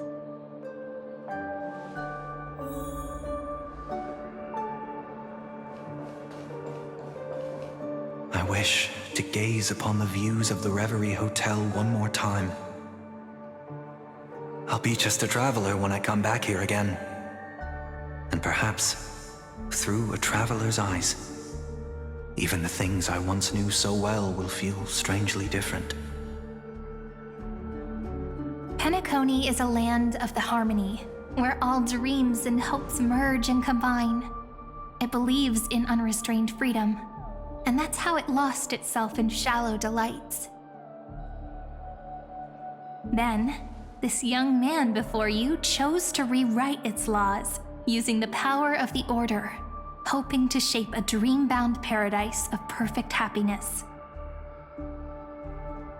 Yet, the paradise of my dreams remains far away. Perhaps a brief journey with the Nameless can show me more possibilities in my search for paradise. As for what Penacony should look like, it'll be up to her. No, up to their trailblazing now.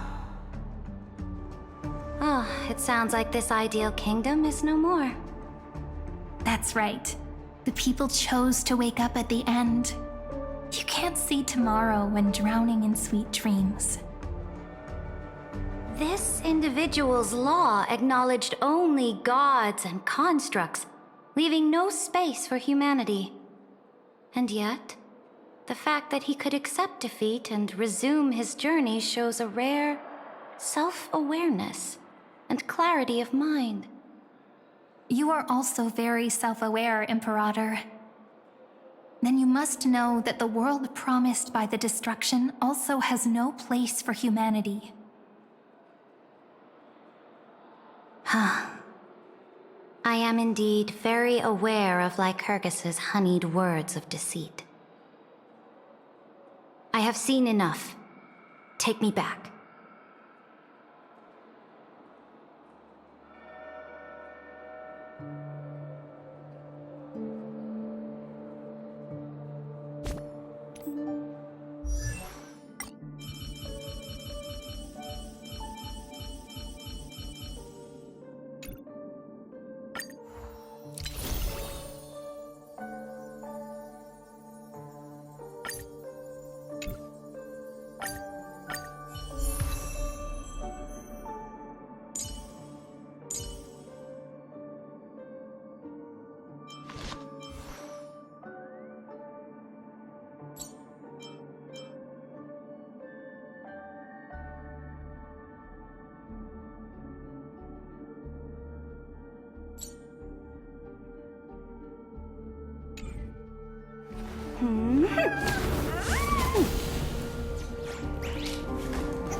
Let us set out, my followers.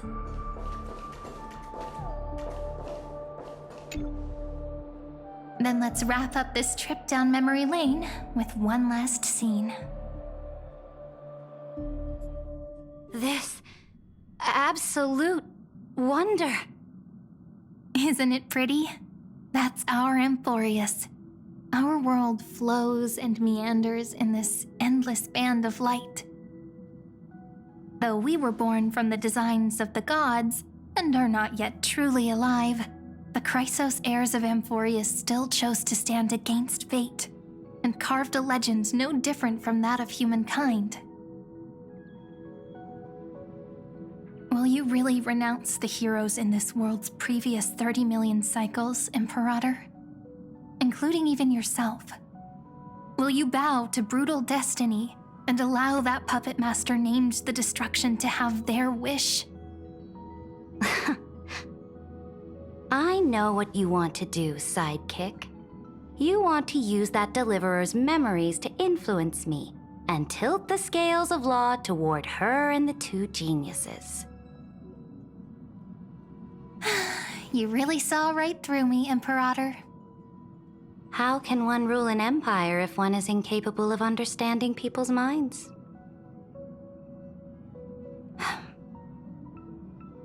I have decided on Law's final destination.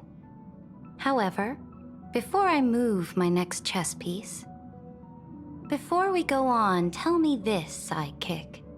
Throughout her trailblaze, was there ever a memory of the ocean?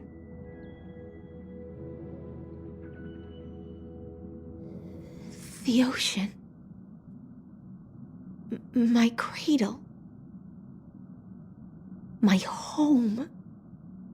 You shall complete your conquest in the ocean at the boundaries of this world, and eternally slumber in the sound of tides.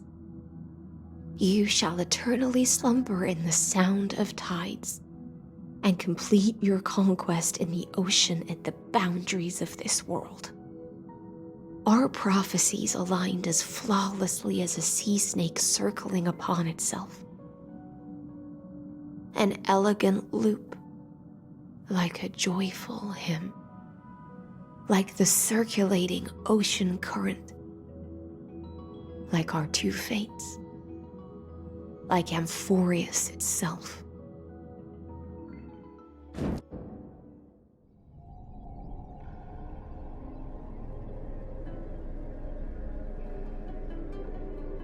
The trial is over.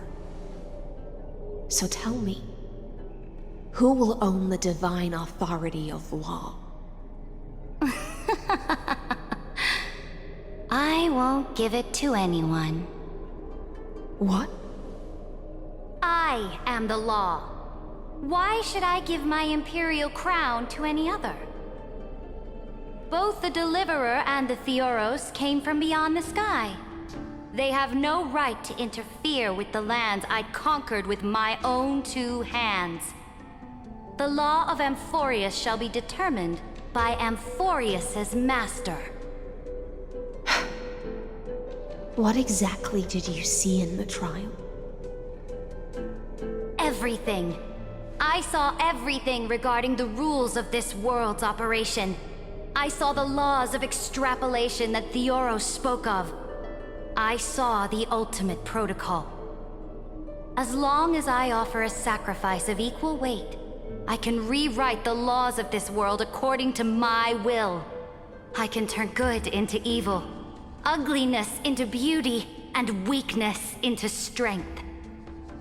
Fate gave me a very fair deal. One rule change for the life of one demigod. What are you planning to do? You can't guess? We can conquer the stars without relying on any power from beyond the sky. We just need to make some reasonable sacrifices. Your ambitions have already made so many people give up their lives for the law. And you're still not done? I am determined for Amphorius to stand on her own 2 feet among the stars. You are beyond reason. You think such a simple and hypocritical statement can justify your atrocities. There's no new without destroying the old. That's what you consider an atrocity? Ironic, for that is also the unchanging law of Amphorius's revolutions. Ever since the Flame Chase prophecy resounded in the distance, fate has decreed for the Chrysos heirs to ignite our blood and illuminate this dark age. People would still be puppets of the old dynasty if it weren't for my conquests. But your world doesn't seem to be any different from your predecessors. Bloodshed, tyranny, oppression. You're making the same mistakes they did. Go and see everything for yourself. Go to any library I've built. Go listen to the rumors on every street corner. Go and witness how the Imperator crushed the old laws and forged new ones. Go and see what my conquests brought to this world. I cleansed the Chrysos War's filth and mended all the conflicts left by the Era Bellica.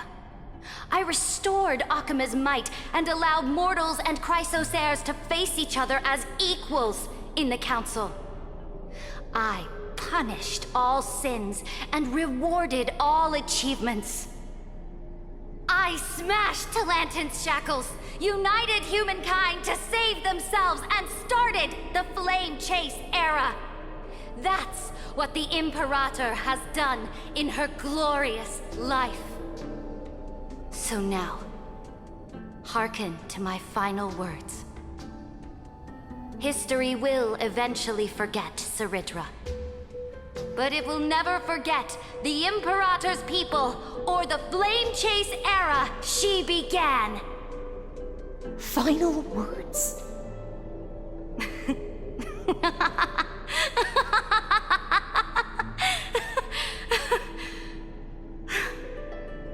Amphorius is about to be destroyed. There's no time left for pointless debates. There is only one law I want to overturn to aid the final battle of deliverance. So I will only offer the life of one demigod. In the name of the Imperator, I command you one last time, Electra. Either sacrifice yourself for conquest, or pierce this tyrant's chest with your sword. Thus, the Imperator concluded her final speech.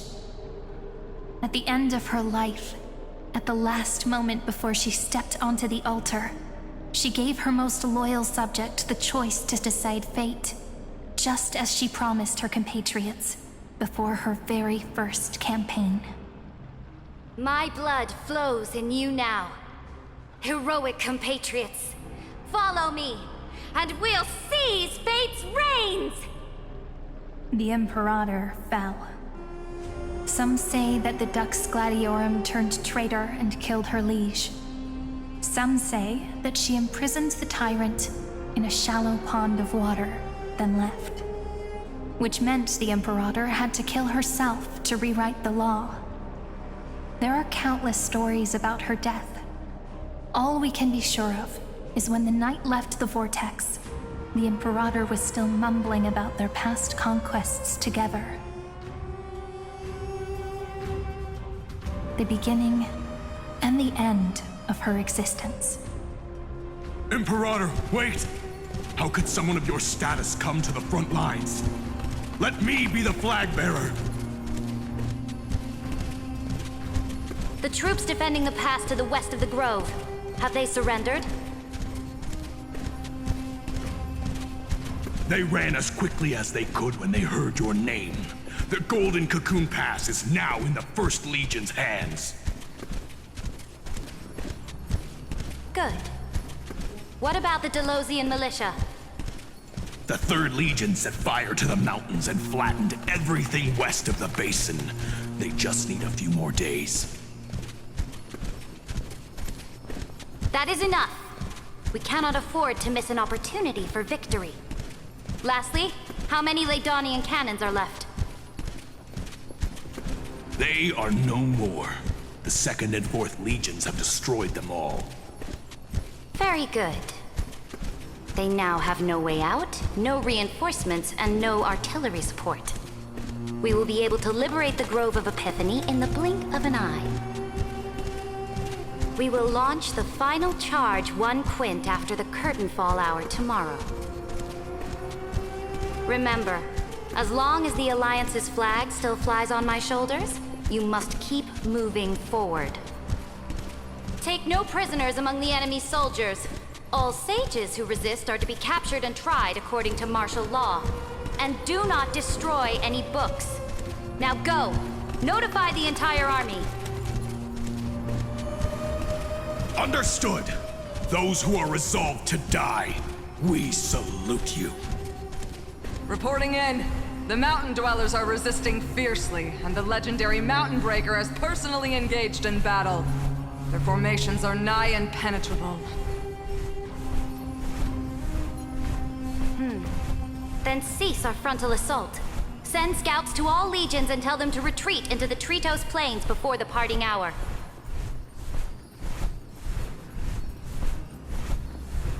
What? Are you planning to surrender?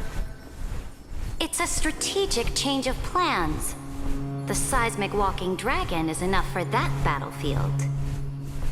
Walking dragon? You mean that stupid beast, Terravox? What can they even do?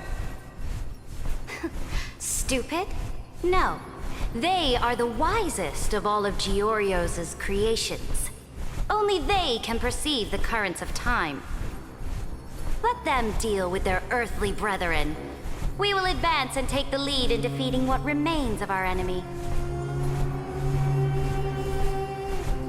I will deliver the most fiery retribution for the humiliation they dealt us, and crown myself with a god-slaying wreath.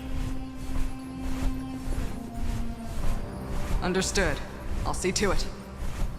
Those who are resolved to die, we salute you. The Temple of the Three Fates sent a letter, Imperator. They refused to surrender and said this letter is their last warning to us.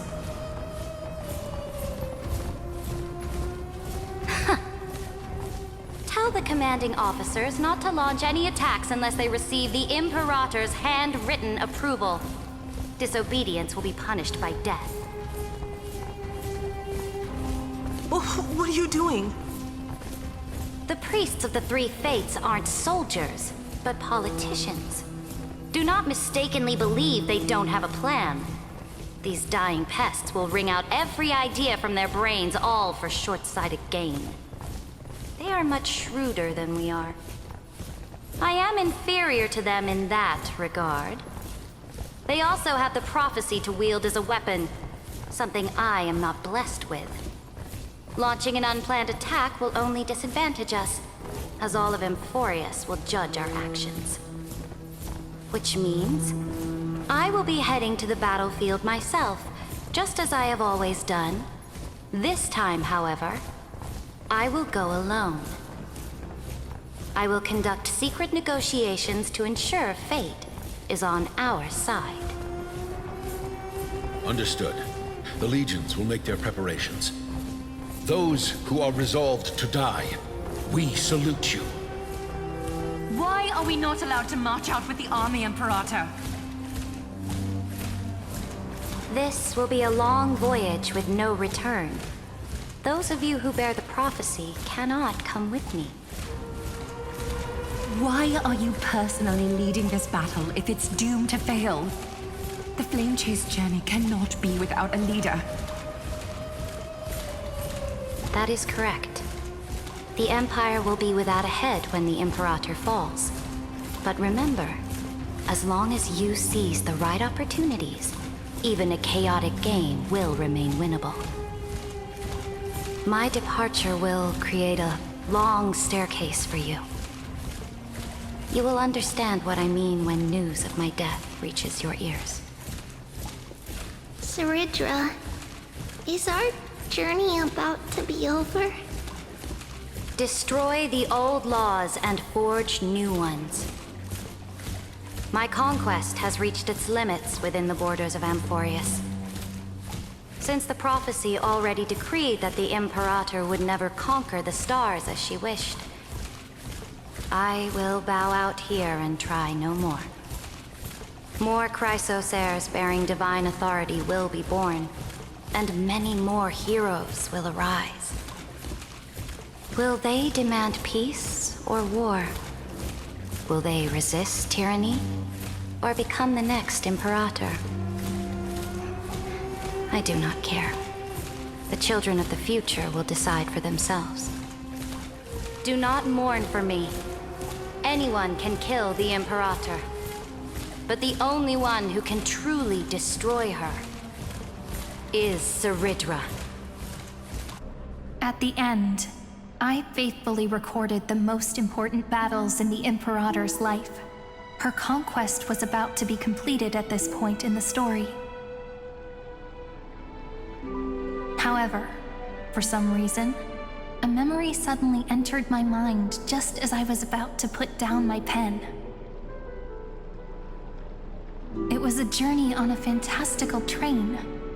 I had the honor of having a heart-to-heart conversation with the Imperator under the stars, and I asked her this question at the end of that discussion.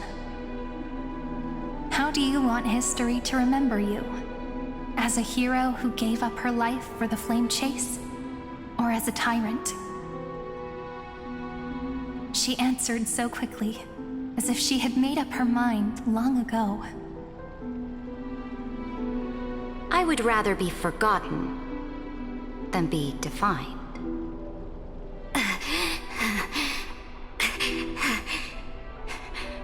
Because the law can be neither eternal nor unchallenged.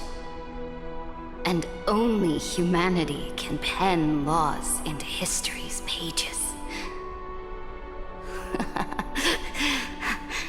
Now, I have shattered the greatest law of Amphorius. The game is nearing its end. Dux Gladiorum. Even though you killed the Imperator in the previous 30 million cycles, this time you finally found your own law. Then High Sealants, Electra.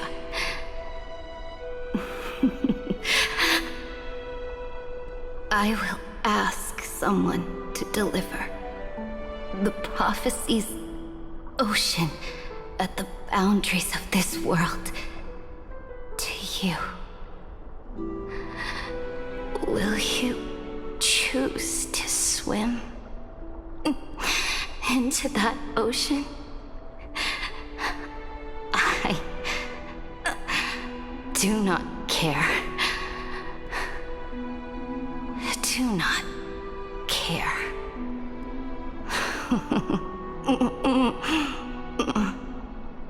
The Imperator muttered about her conquests, and news of her death spread in the city. Freedom! Liberty! The tyrant is dead! Go! Shout this news in the streets! My people, my fellow elders, do not panic. Stand your ground. That usurper has paid for her ambition with her life. People once cheered for my ascension. And now they cheer for my fall. No matter. I am fond of applause.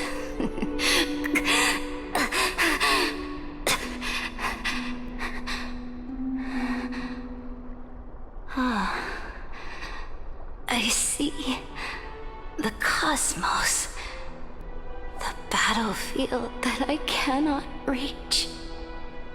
I will return in the next cycle. The stars will hear my legion's war drums. Hear the great name of the Imperator. Here, Amphorius is Seredra.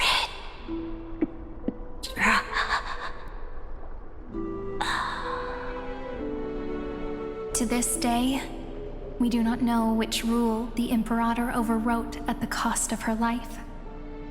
Perhaps the truth will only be revealed at the moment of checkmate, just like every chess game she ever played. We only know her death inflamed Akama. On one side of the city, those who defended liberty toppled her statues to the ground. On the other side, her supporters put themselves between the masses and her monuments, declaring loudly that the Sovereign is still among the people. It is said that golden blood congealed into the same letters everywhere they fought. It was the name borne by Akama's first and final sovereign, the Imperator Seredra. But the one who bore that name did not see any of this. Her gaze was cast far away, and the sound of tides in her ears drowned out the people's cries. What was the Imperator thinking about in that prophesized ocean at the boundaries of this world? In that shallow puddle of stagnant water? Was she reminiscing about her past conquests? Or repenting for the millions killed for the flame chase? It was neither.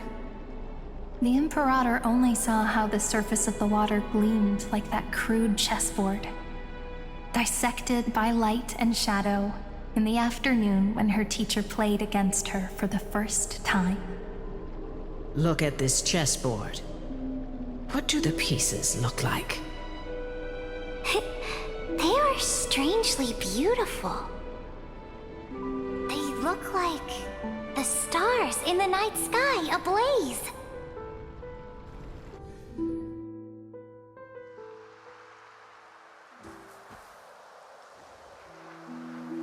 From that page emerged an ocean so vast, so pure, not a single trace of corruption. Is this Seredra? Electra, my subject. Ever since you walked out of the tainted ocean and pledged yourself to me, I have seen the abyss in your eyes and the emptiness in your heart. That was why I promised you a new ocean, where the Imperator's ambitions would serve as the currents, and loyalty would be its light. Electra, my subject. You have done your duty as my blade. The prophecy has now made its final decree on the road I intend to walk. My conquest is doomed to never reach the stars. But the Imperator never makes empty promises. So take this memory, this ocean, beyond the sky, as witnessed by the Deliverer. This is the final gift that the Imperator can leave for her subject.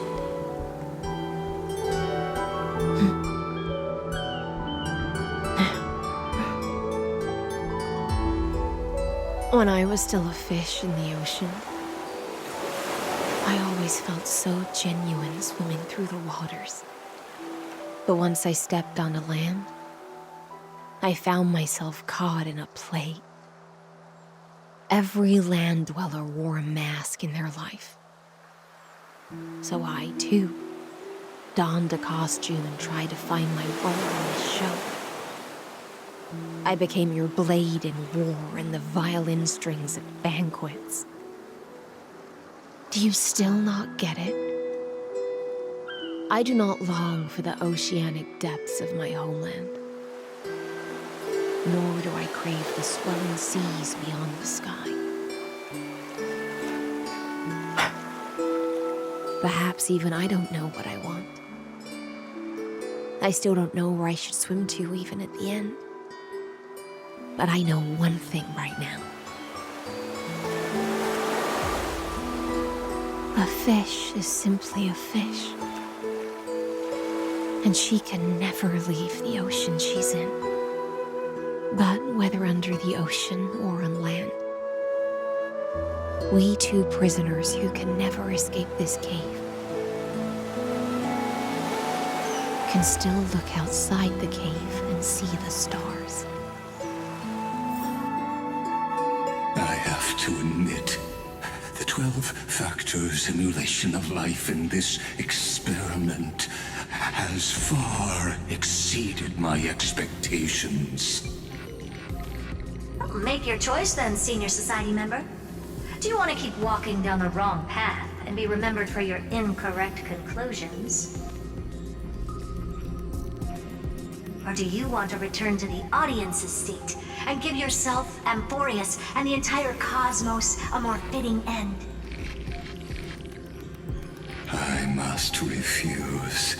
A dead man never fears death. Did I not make myself clear? Have you forgotten about our dear Lord of Silence?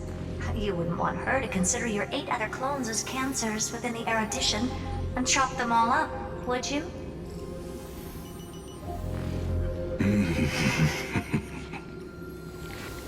Your logical deductions are vastly different from mine.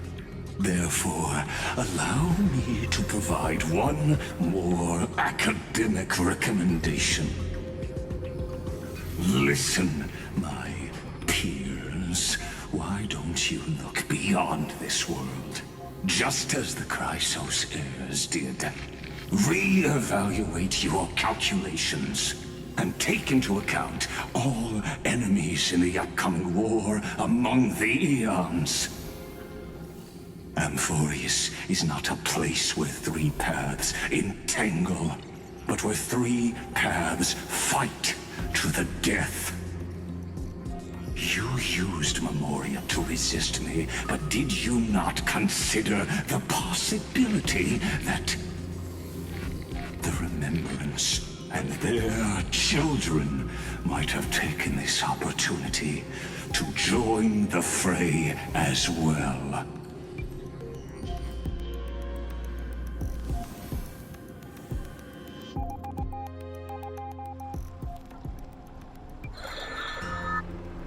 Oh, so this isn't just silence. It's the answer. What was the last thing she said to you before you parted the waters at the Scale Gorge waterscape? A tricky question, but one with a simple answer. She didn't say anything back then, right?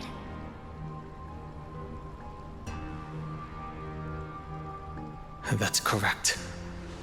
And now I'm sure. You are not March 7th. There's no way she would remember that detail.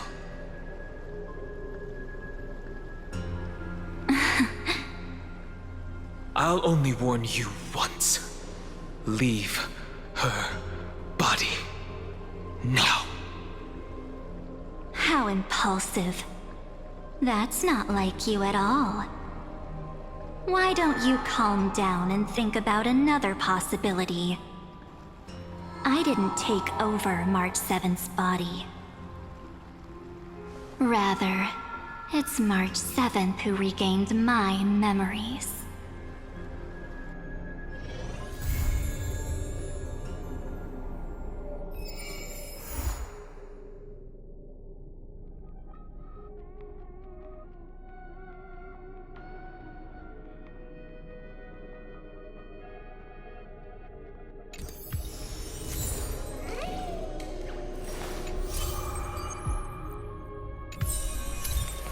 I will walk to the end with all your wills.